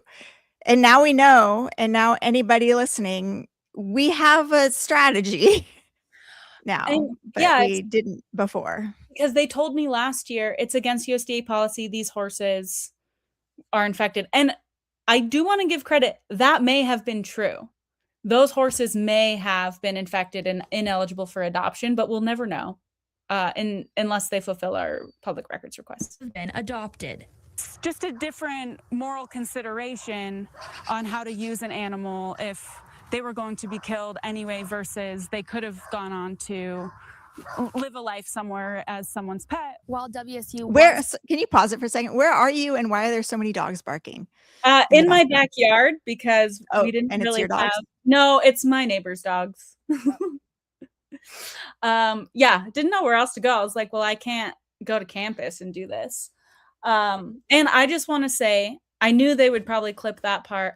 I don't think it is a different moral consideration whether animals were going to be euthanized anyway or going to be slaughtered and used for food anyway versus they're a beloved companion type animal.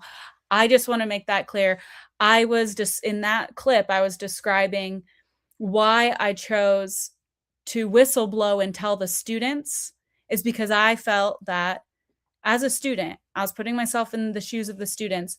I may feel differently about killing an animal that needs.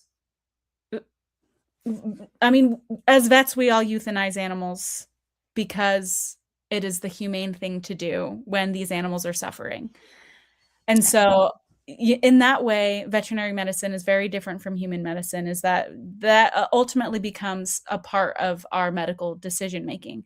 But this is not that. This is either animals who were going to be slaughtered for food, which I don't think is a good enough excuse to kill an animal, or animals who are going to be killed because they were used in infectious disease research. Also, I don't think is an appropriate way to use animals. But I'm just imagining like the average student who maybe eats meat and doesn't feel those ways about these things. I could imagine feeling very differently about killing an animal that the school purchased before it went to slaughter versus killing an animal that could have been adopted, and the only reason that they're being killed is for my education. Yeah. But here's also the thing. People wonder what's wrong with killing an animal who is intended for slaughter. Well, that's food waste for one, because there are so many food. If you eat meat, you should be against terminal surgeries for this reason, because there are so many food animals out there who are languishing and dying and who will be food waste and not become meat because they aren't getting medical treatment. And students should be providing care to those animals, even if they could become meat. But here you're purposefully redirecting animals away from the food supply to train students, and then not even allowing the students to practice post-anesthesia recovery. That is totally food waste. You're not only denying another food animal medicine, you're taking away another animal from the food supply. So really, you're kind of dooming two animals. You're wasting meat from two animals. So even if you're a meat eater, you should be opposed to this because of that. Agreed. And I will say, allegedly, some of these goats were not healthy, and they are those animals that you're describing. And so those animals could then maybe have received medical treatment. Some of these goats may be in medical treatment because they were coming from a farm where they were being raised for meat. From students that I have talked to who have taken the course, a lot of them are like, yeah, these goats were not in good shape to begin with. And why though? Wouldn't have necessarily gone on to live happy lives. I don't know enough about the goat side of it, honestly, because I knew that wasn't what was going to get them to change the lab. The goats, they'll change it because they ultimately decide to do away with terminal labs, not because they have moral consideration for goats. Yeah. So many people should let us know what's happening with those goats. I would like to know more. What do you mean they didn't look good? And were we paying somebody for those goats? And are we reinforcing potential bad husbandry practices? Yeah, the school definitely buys them. Yeah. Yeah. Planning on ending the horse terminal lab portion of this course. They were not planning on doing so until the end of the semester, despite already knowing that the horses they would be using could be adopted otherwise. Cottingham shared this information. Oh, I like she's actually sharing, yeah. I'm gonna replay that. Yeah, replay that. Hold on, I went back too far. Oh no, did I lose it? Oh. It's too... the scrubbing. Hate it. It's too difficult. Okay, that's Yeah. too far away. Oh. I saw a little WSU thing in there. But I think that was just an advertisement. Okay. All right. It's after all this sports ball. Oh, I don't know where it went. No.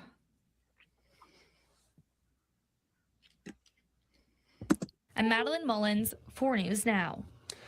Well, we have okay, so it must have been right before then.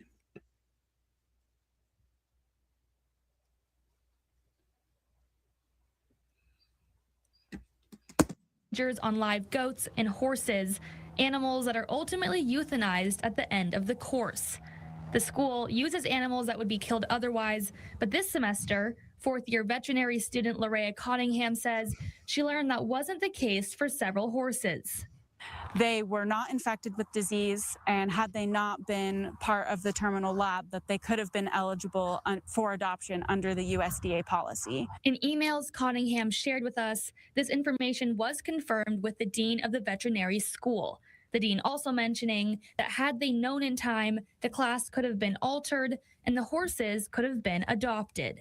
It's just a different moral consideration on how to use an animal if they were going to be killed anyway versus they could have gone on to live a life somewhere as someone's pet. While WSU Yeah, I was don't planning agree, on ending the horse terminal lab portion of this course, they were not planning on doing so until the end of the semester, despite already knowing that the horses they would be using could be adopted otherwise. Cottingham shared this information with the students in the class, and after receiving pushback, she turned to the animal advocacy group Our Honor and wrote a press release that went viral. I'm really disappointed that some people took the call to action to write letters and call the school persuading them to change their curriculum, that some of those calls have been threatening and have been harassing. WSU says it already planned to end this terminal horse lab where they do the procedures by the end of this semester. The university wrote in a statement that it received threats towards members of its community, and for the safety of students, faculty, and staff, it abruptly canceled the horse component of the course. In Pullman, I'm Madeline Mullins, 4 News Now. Well, we have a front row seat tonight to watch. Well, I think paints WSU as being a little sus. you what? You think I that feel like that news story kind of like makes WSU seem a little sus. yeah, I mean, yeah. It's actually I think I knew as soon as I'd said that they were going to take that clip and be like, it's a different moral. What I was saying is I'm imagining for the students, but that's all right. You guys know that I don't think that. It's always frustrating to be on the news because they're going to clip you out of context. They're always looking for the most viral thing that you're going to say. And I've been a victim of that happening to me too. Like, and they clip the thing that I didn't want them to. So vegans don't come at me and say that I think it's okay to use animals based on whether we're going to kill them anyway. I am vegan and I don't, that's not what I was saying in that whole, in the whole sentence. So that's an example, Dr. Borgerson, if you're watching. And I will like context. Correct, like some of their inaccuracies. So we wrote that press release. That press release didn't really go viral, and that it wasn't really a thing. That wasn't what inspired people to call and email and everything. It was Beagle Freedom. It was okay. So first the oh my God, I'm blanking on their name. Northwest Animal Rights Network. Northwest Animal Rights Network. And they're not getting any press. Yeah, and my bad too. I need to email them and thank them because I actually first reached out to my co-authors at PCRM, and I was told, like, have you reached out to Northwest Animal Rights Network? And I'm like, okay, I'll reach out to them. And they did their press release and everything. And then still nothing happened. And then, but our press release did get the attention of Beagle Freedom Project. And I think what got their attention was because I specifically cited the Washington State Homes for Heroes Act, and they were a part of getting that act passed. And so, I think they would have been interested in this either way, but I think that specifically piqued their interest. And it was so funny when they reached out because like the night before I was having dinner with somebody who was like, oh, I'm really good friends with Shannon at Beagle Freedom Project. And have you reached out to them? And it was like the stars were aligned for us to collaborate. And then like after that and still like wasn't really, we're like, we have how many days potentially left? We don't know.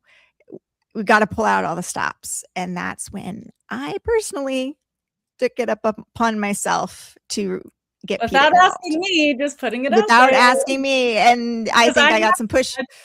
I've said on the record, I didn't reach out. Yes. And they never have talked to me directly. I never reached out to PETA, and I'm not saying I'm not grateful for PETA because it's No. because of them Yeah. that this blew up. I do think it's also because of PETA. Some of the people that follow them are the ones who wrote these alleged threats and shared violent rhetoric with the school. I also know from being a veterinary student that the vet profession is pretty unaware of most animal rights organizations and the work of most animal advocates, and the only ones that they know are PETA, and they are absolutely terrified of them.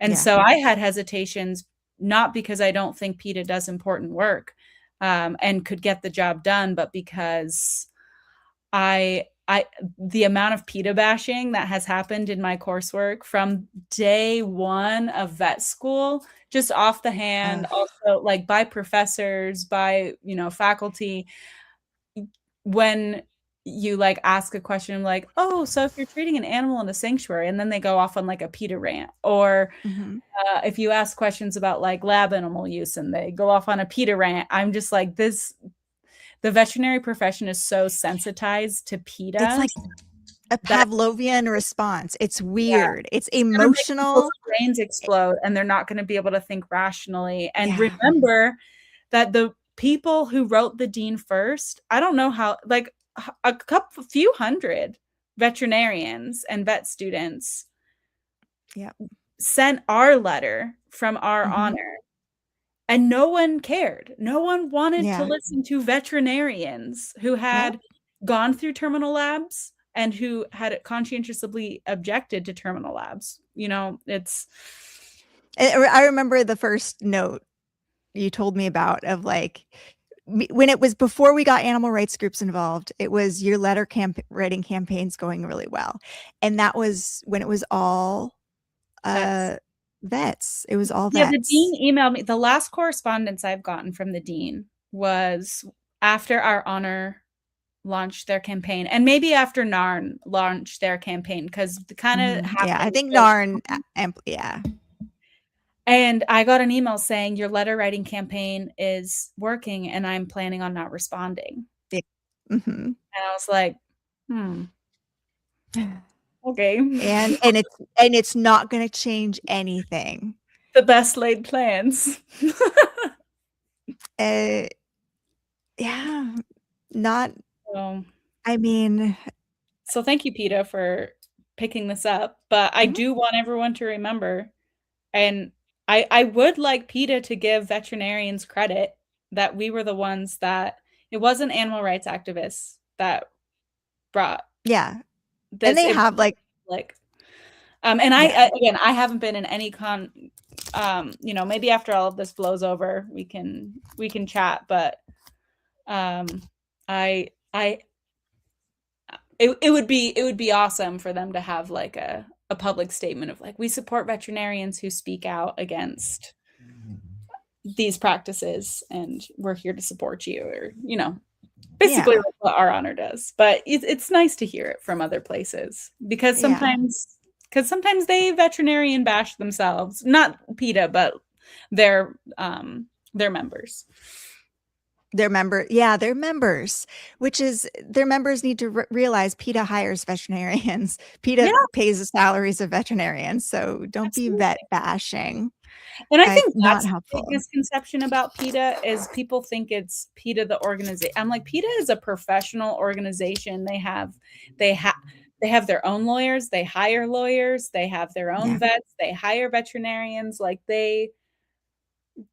and people always accuse them of going about it the wrong way, and they don't realize that PETA does exactly what I did, which is getting in the rooms where decisions happen. Like PETA owns stock in like companies like Ralph Lauren and companies like that, so that they can say, hey, as a shareholder, I would like to see this company not use animal products in its fashion. And if that's like not the most peaceful, professional way of going about it, like, I don't know, what I keep coming back to is clearly I did this the wrong way in the view of WSU students.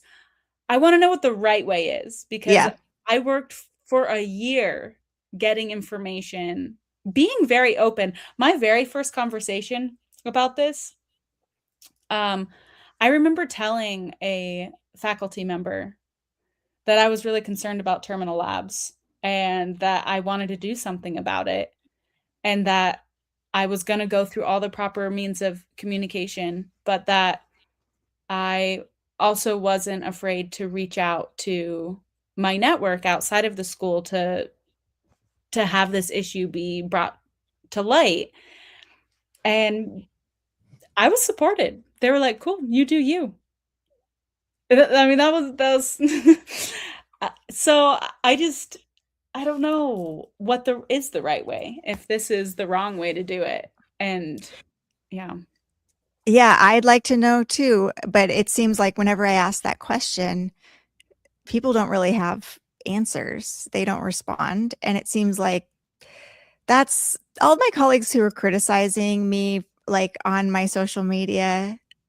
It seems like they spend more time criticizing me than actually helping me do this work. Like, I am doing this all alone. I reach out for feedback, nothing, crickets. And then all of a sudden I get some press attention, or we get Crystal, you shouldn't with have posted the Charlie yeah. video. That was bad advocacy. Then we make something happen, and then people respond to the backlash and the everything. And it's like, you weren't here when we were working on this. Do you want to be here now? And all of the people, there were so many people who were like, well, the horses are still going to be killed. Now you've just denied students learning, and the USDA is going to euthanize them. And it's just not true. The USDA already agreed to adopt the horses that weren't going to be used in the lab, and someone in the dean's office said that she's going to take the horses to her land. And I'm not going to say where it is because that's her privacy, but it's in a place nearby, and she has a lot of land, and the USDA was 100% okay with that. Yep. So I have faith in this animal research station at WSU, that they want to follow the policies. Sometimes they don't know what their own policies are, but they did the right thing and moved it up the chain. And, you know, from correspondence with the dean, they had like national meeting. Like, they asked the big honchos what the policy was, and then they told it to me. That took months. And then finding out if they were infected or not also took months. But, you know, they did slowly do the right thing. So I don't think they're going to kill the horses. But all those people, I don't know if we're going to have a say in where they go, but yeah. But all those people who said that they're just going to kill the horses, I asked them, are you going to help us make sure that doesn't happen? Are you going to write the USDA potentially? Crickets after that. Oh, no, you're not willing to be part of the solution. You just want to criticize us for potentially stealing this opportunity from students. Like, please. And I think the school did rob students of the opportunity this year by not putting in the plans in place to provide them with alternatives like they're planning to do next year. And they had enough forewarning to know this was going to be a big issue. Like 20 years of forewarning, like back with I mean, starting Aaron. With Aaron. But even just in the last 2 years that I've been here, it's, I don't know. They should have known that I, wasn't going to drop it.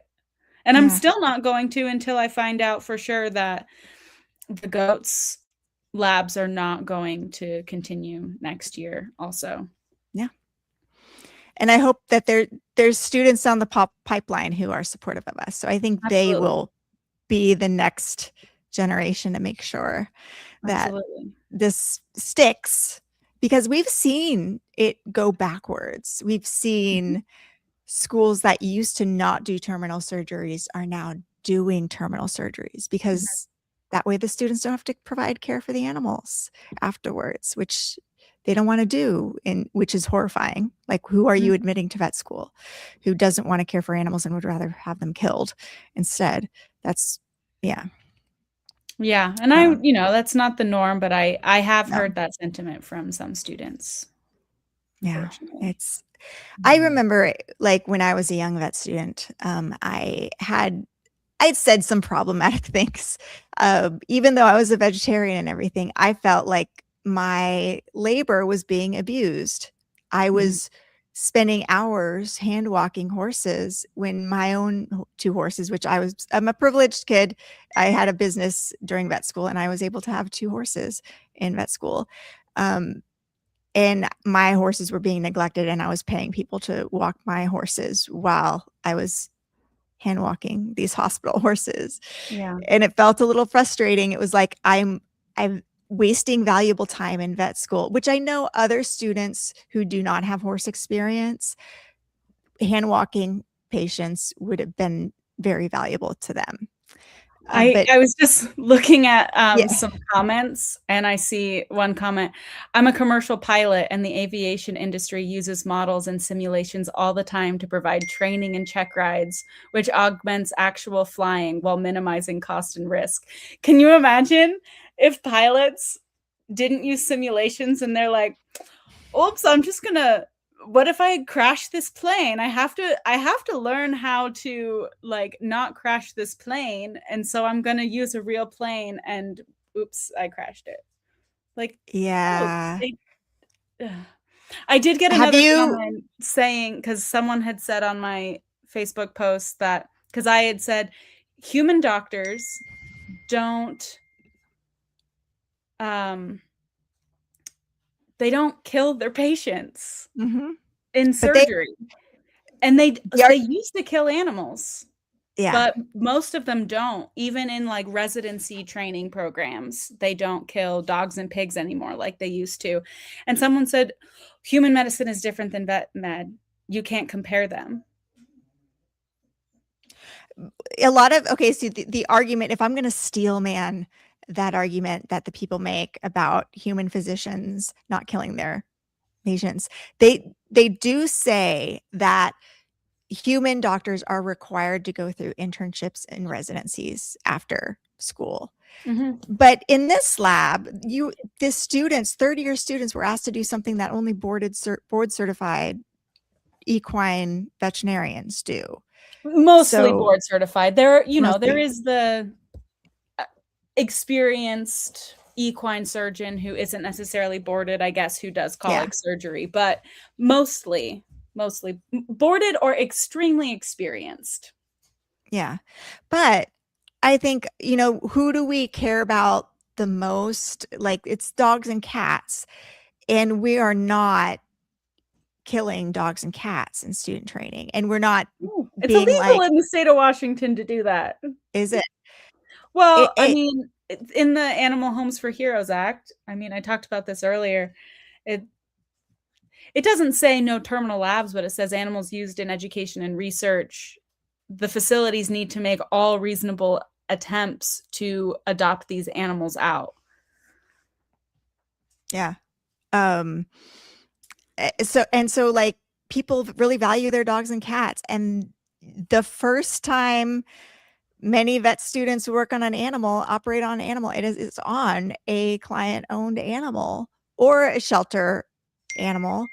And that's fine, but for some reason we view, like, doing that on horses is not, when, I don't know, or farmed animals too. Farmed animals are the ones who get the most short end of the stick, especially goats. And there's plenty of goats and cows and pigs out there who need veterinary care, a lot more of them than dogs and cats.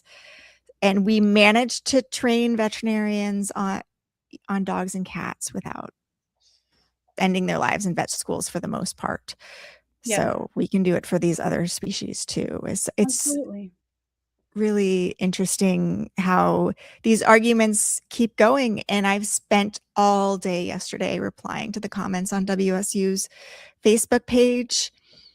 And it was the same things over and over and over again. So Yeah.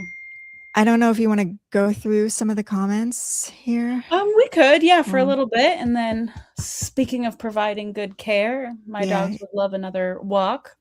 Okay.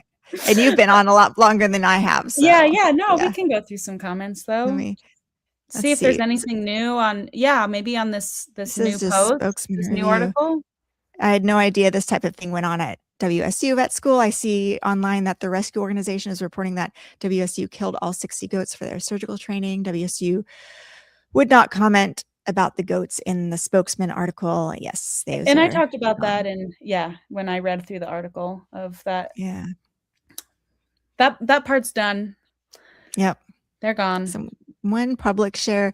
Let's see the WSU vet med. Actually, let's see what else is. Nothing exciting. Euthanasia. I want to see if there's any sort of headlines. I saw somebody. Oh, this person.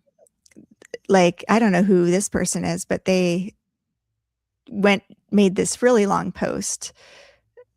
And it's mostly positive.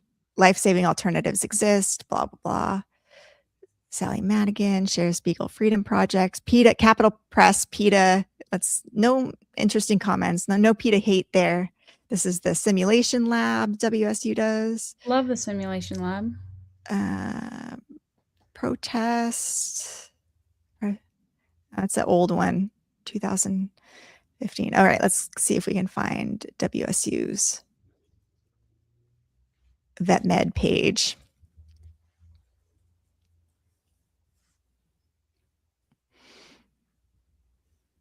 Let's see what they say here. Okay, this is still the top one. I wonder if this is one of the most popular posts they've ever made. 541 comments, 177 shares, 571 reactions. Great work and you got to do all comments, not the most relevant ones here. All comments, see what shows up. So I'm dying to know if all my comments show up here. Aaron's, of course, as a horse owner, I want my vets to have experience with their live animals before they operate on my beloved horse or any other animal for that matter. 66. But what about any other animal for that matter? Are the animals in those labs not animals? Yeah, exactly. You have to do it on some animal, but it doesn't have to be one that no one cares about. Absolutely. Joyce commented, of course, this statement leaves out important context. The 8 horses in question are healthy and adoptable. The original ethics approval was for horses used in a type of research that would require euthanasia. Post-research, WSU found out that these horses were not used in this type of research, yet still continue to plan on anesthetizing, performing surgery, and then euthanizing these healthy horses. Veterinary training is important, but it doesn't require killing healthy, rehomable animals. People deserve to understand the full picture, and this post does not provide adequate transparency of this situation. Yeah, thanks, Joyce, for that comment, because that's that's pretty much what we've been saying. Yep. And then Moni says, I completely agree. Hands-on experience with live animals is essential. The concern isn't about that. It's about how students get that experience. In this case, students only got one surgery, which isn't enough repetition to really build skill. Many of us support training on animals who actually need surgery under supervision, so students get real experience and the animals benefit too. Yep, and that's exactly the experience that Hannah and I were saying that has been our experience not doing terminal labs is, I think especially you feel this pressure of like, I got to make sure I'm as proficient as everybody else. And so you go out and you end up, at the end of the day, you end up with more experience because you sought it out. Yep. I just got some breaking news out of Minnesota. Unfortunately, there's a declaw bill that was pending, and it was heard before the Agriculture Committee, and it was a 7-7 tie, and the tie means it's dead, unfortunately. Dang. So, yeah. Sorry we didn't advocate more for that bill. I know. But we had a lot going on. We will work on, we need more people to get involved. need If you more care about people. these issues, like please get involved. Please. I mean, clearly a lot of people did get involved. Thank you so Yes. much for writing kind, thoughtful, and professional letters. And if your letter didn't fall into one of those categories, please do better in the future. Yeah. Because it really did harm our advocacy. And it's disappointing that WSU played that up. Like they fueled people who were violent and threatening, because they're like, all the violent and threatening people came onto my Twitter and said, see, it works. Ugh. And I'm like, no, do not take credit for this. No, that's awful. Yeah, all of the professional letters that were sent, that was enough. And you few people who were threatening and violent and harassing these students and faculty and staff, you ruined our party. You made it all about that and you, instead of about what the right thing to do is. And you really ruined everything for us. So I hope you'll rethink that, because, and this is, there will we could have always done it be with just like the amount of, the I don't number. know. I heard somewhere that WSU said they got like 36,000 emails. PETA said they sent out 36,000. Yeah, okay. PETA supporters. Yeah. Yeah, that's amazing. That's enough. We didn't need however many of those to be threatening and aggressive. Like just that sheer quantity, that's enough. And anytime you're threatening or aggressive, you look like the bad guy. And you bring us all down there with you. Yeah, it really is not good, not helpful. And I'm upset that I hope nobody actually felt threatened or hurt or anything by any of that. And you shouldn't. The second somebody sends you a death threat, you should absolutely be laughing at it and laughing call at the them. police and share and their call the police. information and be like, hey, go take care of this legally. And post it on the internet and get them fired from their job. Like, whatever you gotta do. Like, but don't take it seriously, although I have been threatened too, and that's why I live in a secured compound. And my address is not available online anywhere. Yeah, I think it's important to take death threats seriously, because even if they're it's like you need to take rabies vaccination very seriously. The likelihood of you being or your animal getting rabies, depending on where you live, is probably pretty low, but the risk is far too high. And so I feel the same way about, like threats like that. It's like probably nothing is going to come out of it, but that person needs to be held accountable for what they said. And the risk of it coming to fruition is way too high to not do something about it. But yeah, again, now we're just talking about them and making it about them instead of about all the veterinarians who voice their concerns. There's legal action like civil conspiracy and things like that can be pursued when somebody's ganging up on people and cyber bullying. So don't do that. And I was going to say something else, but I forgot what I was going to say about that. It'll come to me, but I'll just read my statement to anybody who says like this is necessary, or like terminal labs are necessary. I 100% agree with you. Veterinarians should have hands-on experience with live animals before they ever operate on your horse. That's actually what many of us are advocating for. Well, I wouldn't say operating on your horse. Like, I think everybody would be fine with a vet student operating on their horse if they were like assisting a surgeon who was doing it. And, maybe you kind of like have people do part of the surgery. Like, this is how I train students.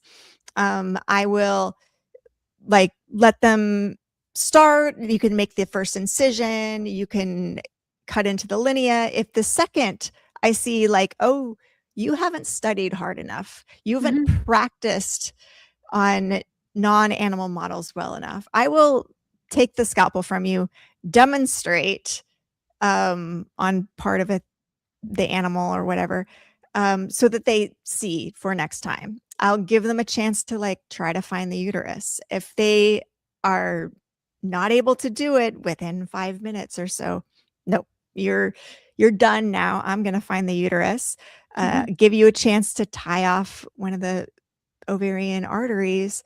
If again, you're demonstrating that you have not practiced on rubber bands first and you're a little bit fumbling here, I'm going to take your instruments from you and I'm going to be doing that. Let you try the other side after you watched me do it, and then you can tie off the uterine body. But again, if you're not doing it well, I'm taking the instruments from you again. Yeah. And that's how it should be. I'm not going to let the animal sit under anesthesia for too long while somebody's fumbling around there. But that's how it's done. You can have students practice parts of a surgery, but the second they demonstrate that, oh, you're not up to par on this, you haven't practiced your skills good enough, then you got to practice off the animal before I'll let you touch the animal again. I remember reading somewhere that, and I don't know if this is true, but I remember reading somewhere that students who studied music like did well, like were accepted into like human medical school.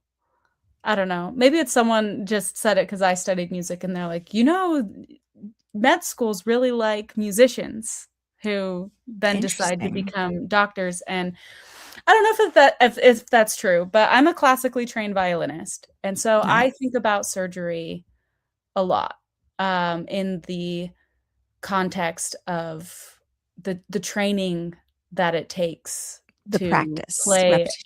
Yeah. And I think one of my really good friends in vet school is also a classically trained musician, and we would be practicing with our instruments. And I sometimes wonder if other students who don't have that kind of background don't realize how much work it takes to do the simplest thing. To do the simplest thing and to be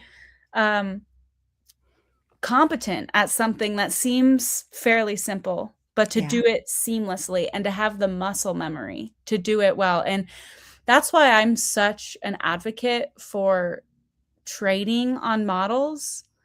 And because it's just like learning an instrument. And when I'm practicing for a concerto, like for my senior recital, I performed the Tchaikovsky violin concerto. And for anyone who's familiar with classical music, like you'll know that's a fairly complicated piece. When I would go to practice, I wouldn't just play it once and be like, cool, I practiced today. Like I would pick apart like a measure and I would spend like 30 minutes on 1 or 2 bars until that got really good. And then I would do that on the next couple of bars. And, maybe I would play through the section, or every couple of days I'd play through the whole thing just to kind of see where I was and what needed to be honed in on. And that is really what practicing surgery should be. We should be taking these models home, practicing on them, just like we study for exams. Just like we practice for musical instruments. We should be doing it every day as vet students, and not relying on this one surgery to be like, this is my only surgical experience. It's like, no, your surgical training comes from you practicing the motions and being able to, I see all of these like reels on Instagram of, surgeons doing origami and folding things like that type of thing. That gets you proficient. People who are really good at laparoscopic surgery and are using the the video camera and moving the instruments and operating on really, really tiny things. Like, they do mundane, unrelated things with those instruments for hours and hours until they are operating on a person or an animal. And Yeah. I see an overwhelming lack of that attitude in vet school. And so I think there is something. Maybe if we had more musicians go into medicine, we would have, like, people would understand that proficiency doesn't come with, you don't practice by performing. Like, you perform once you are competent. Yes. I couldn't agree with you more. And I've been thinking, how do we gamify surgery so it is something that like people practice more? Like, and there is like studies done, like if you play video games, you're a much better surgeon. But I don't think handling a controller is anything like the skills and muscle you No, need you have handling to surgical use those instruments. instruments. And I have calluses on certain fingers and certain parts from the fact that I do 30 to 40 surgeries a day. And my hand strength is something like, and I didn't have this when I graduated, and I would like go home after doing 10 surgeries when I was a new grad, because I did work at a spay neuter clinic as my first job. But we do, not very many because I was not fast, and I'm sore, and I could only do it like 3 days a week. And over time you develop hand strength and you develop calluses, so your fingers are no longer sore from the instruments. And the fact that like people aren't sitting in class practicing, like listening to the lecture while also practicing. And my friend, my roommate, he would sit in Yeah. lecture and he would do origami while he was with his instruments. He'd have his Nice. forceps and his needle drivers, and he made like hundreds of paper cranes with his instruments. And you know what feedback he gets every time? And he didn't participate in terminal labs either, but every time he goes and does a rotation and they let him do surgery, he tells me, he's like, yeah, they think that I'm like, he's above average in a lot of ways, but especially in his surgical skills. And I'm telling you, I think it's because he made like hundreds of paper cranes with his surgery instruments. So what my business while I was in vet school was this leather business. I'm sorry, I was, wasn't totally vegan at that point, and we didn't have the good animal-free leather alternatives that we have now. And I was a horse girl and just thought leather was the only thing you could possibly put on your horse. But I'd have these brow bands that I made for bridles and dog collars, and I would bead them, and I'd bead them with surgical instruments. And so that's how I got my practice. And so I'd bead them and I'd sell them on eBay. And there some days I'd make like $800 on stuff that I sold, and it was great. So you shouldn't be like the weirdo sitting there with your instruments while everybody else is, not. But that should be the norm. It shouldn't be like there's things like in school where it's like, I feel like I'm weird because I'm doing this, but I feel like this is what I need to do in order to get better at this, like making little videos of anatomy lab and narrating the parts to myself. And people would say things like about it, but I'm just like, this is what I need to do in order to know what I'm talking about. So yeah, it's why can't we make a better culture? And you look at like there's like the Japanese and the Chinese kids who are just so skilled at so many things, and America's falling behind in many ways because we just don't have that, whatever that is, practice. And I was a musician too. Dedication to practice. And I think that's one thing maybe that why I relate to medicine so much is my music background, because the words that we use are even the same. It's veterinary practice. We use instruments to perform surgery. And yeah, I don't know. Maybe I need to like figure out Yeah. how to You could write an op-ed about this. talk about it as a musician and why. Yeah. It's the same with like being a horsey girl. We practice, and it took a lot to get your horse to. I did dressage to gradually over the years get your horse up to level. First year training level, second year first level, third year second level, fourth year third level. Like every year, like it takes years to build a horse up to Grand Prix, and I only trained a horse up to Prix St. George, which is a couple levels below Grand Prix. But it takes so much time to train a horse and to train yourself how to do those tests. So, and I felt like that's what's made me so disciplined. And I feel like a weirdo compared to a lot of people. But I also feel like in the recent years, now I used to play instruments. I don't anymore. I don't ride horses anymore. And my attention span and ability to like focus, and of course social media is the bad thing too, is going away. I don't feel like I'm where I used to be, where I could produce as much stuff, and that's because of I'm not practicing that. Although I am practicing surgery, and thank God for that. That's the one area of focus and practice that I get to do. But I also kind of right now it's just I'm not necessarily getting better at spay neuter. I don't do like the hard practice. There's like the boring, grueling muddling through of and trying to get yourself to the next level sort of thing that doesn't really exist right now for me in surgery. It's like I'm about as good as you can get for what I do. And now what? Like there's not like that learning that new piece of hard music and how it's just like, oh, so daunting and hard. And then you get like good at it, and it's like muscle memory, and you're like, you can play, and it's magic. But going from like that, this is hard and sounds awful, to this is like easy and I don't even have to think about it, is I don't have that in my life where I get myself from that to that.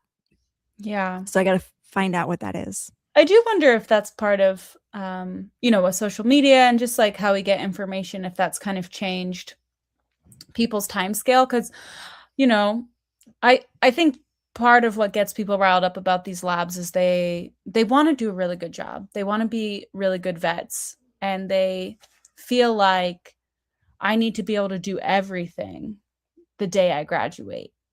But the truth is, like, even once we graduate, we're going to start with, the basics that we learned in vet school, and it's going to take time to get to a point of being proficient. I'm going to be right where you are, and it's like max 10 surgeries.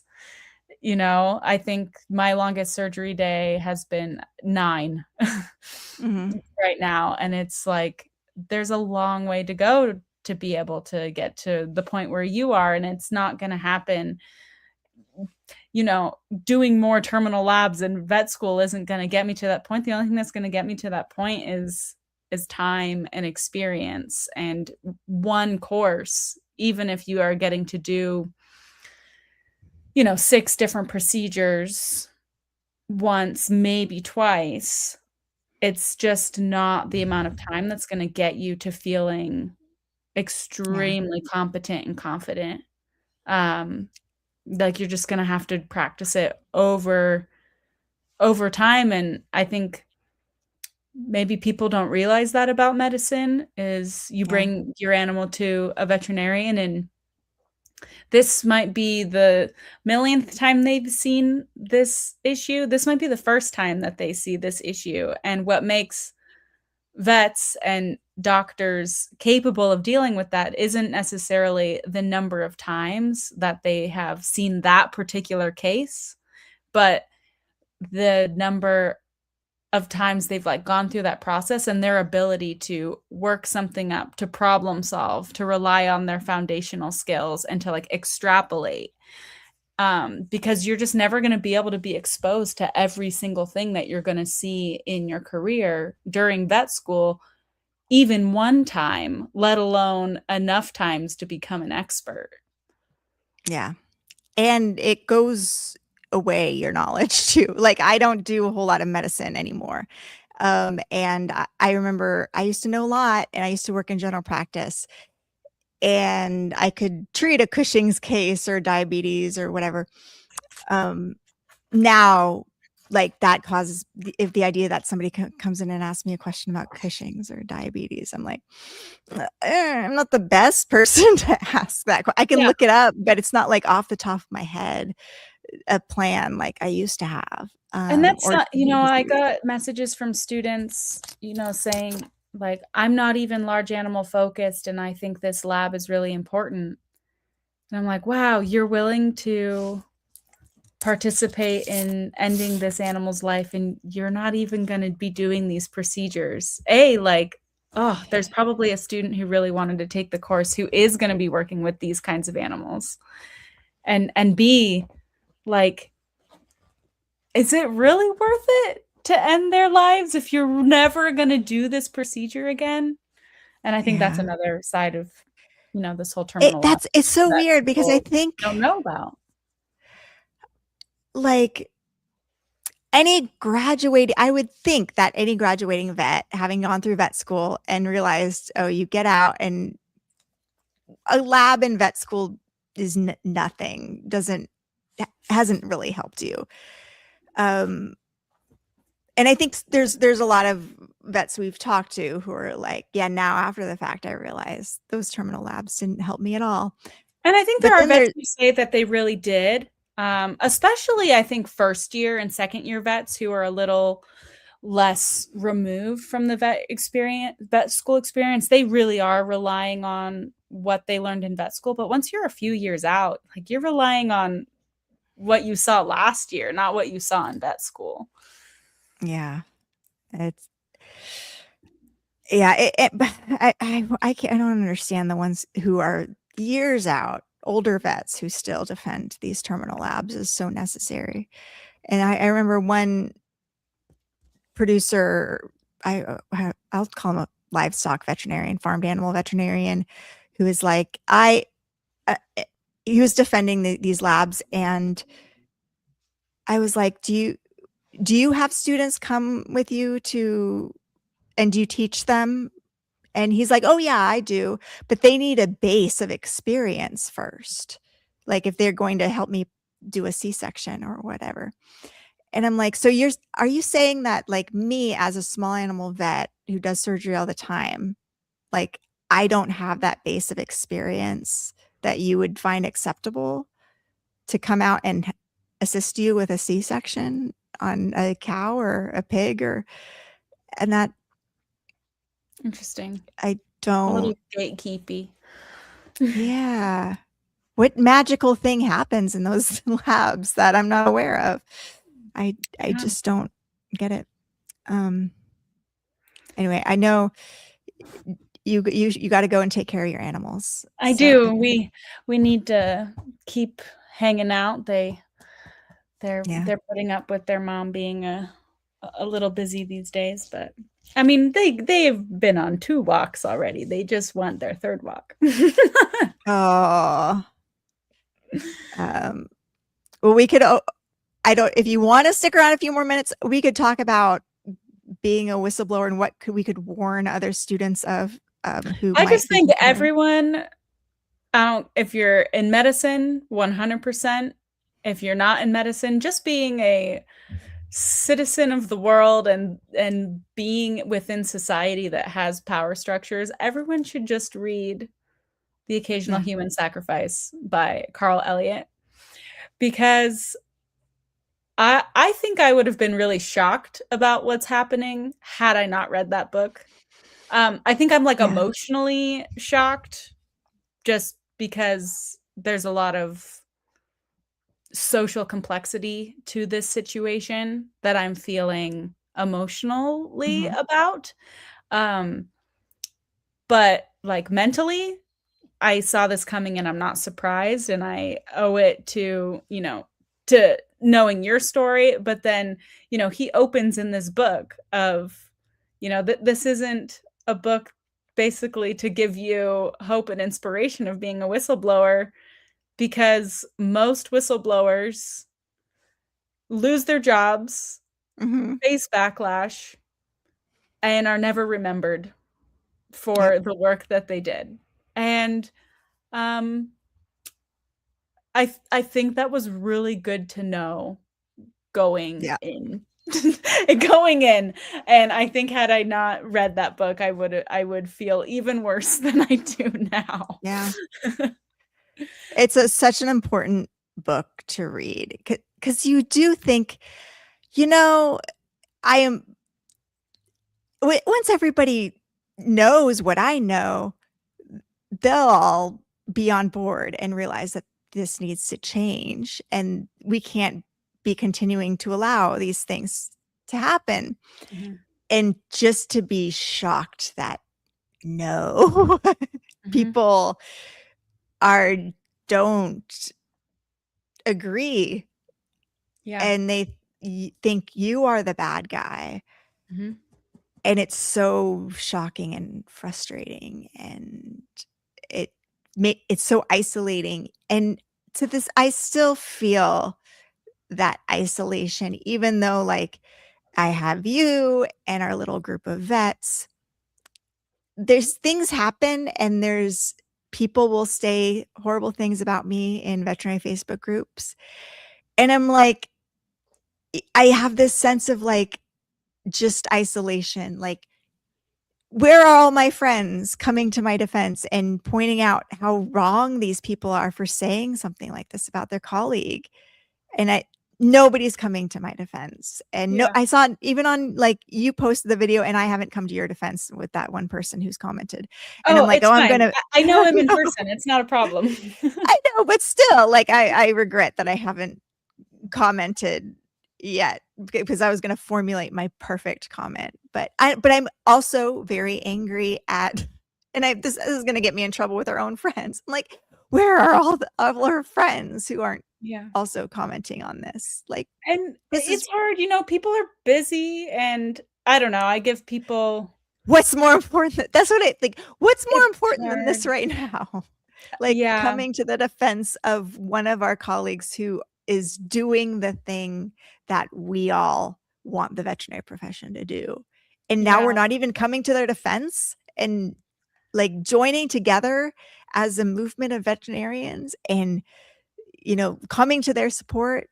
All of these other people, all of the lab people, they have all of their supporters who, like, vitriolically comment and smear anybody who's voicing concerns about lab animal stuff or farmed animal stuff. But our people, silence. They're all going through so much personal stuff right now, and I don't go on social media. And well, that's my excuse all the time. No, I didn't. I was like, if I just stay off social media, then I don't have to do it. And now I'm on it, so you'll see me in the comments. I'll defend you.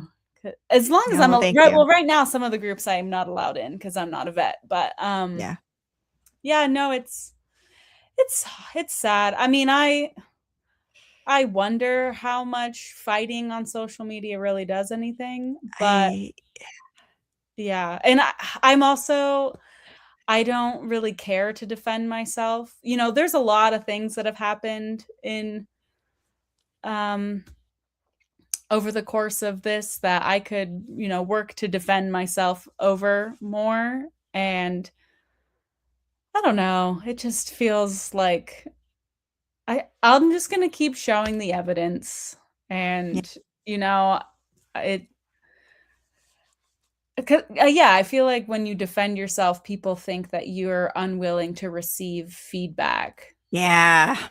And it's really hard because you want to be perceived as someone, especially if you are someone who's willing to receive feedback. You want to be perceived that way so that you can continually get feedback to continue to grow and improve.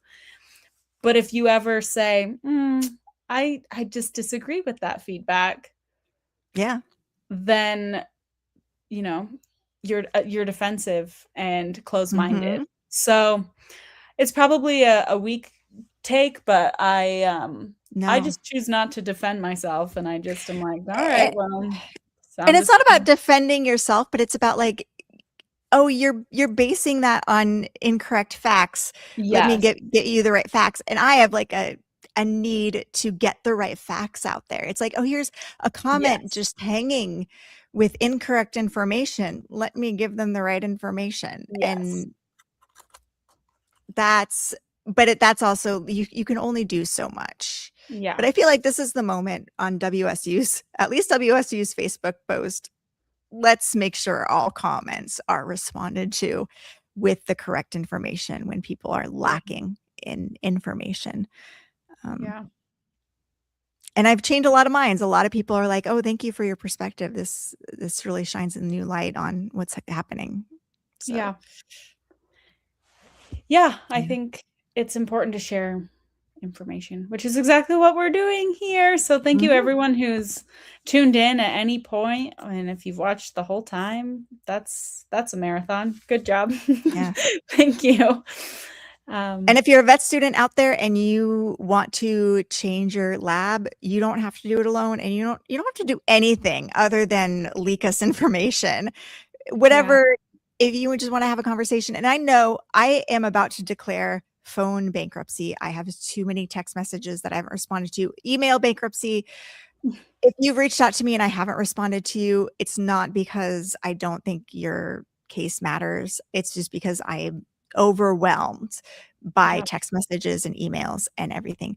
So please keep sending me, bumping me, let me know what's going on. And I want to address your school and your issue, whatever it may be. So please email me, cheath@ourhonor.org. If you have my phone number, you can text me. yeah, and you can do the same with me as well. I am now on the socials and trying Yep. to check them. So it's Larea.sunshine on Instagram, and my email is larea.cottingham@gmail.com, and just my first dot my last name. So yeah, reach out to me.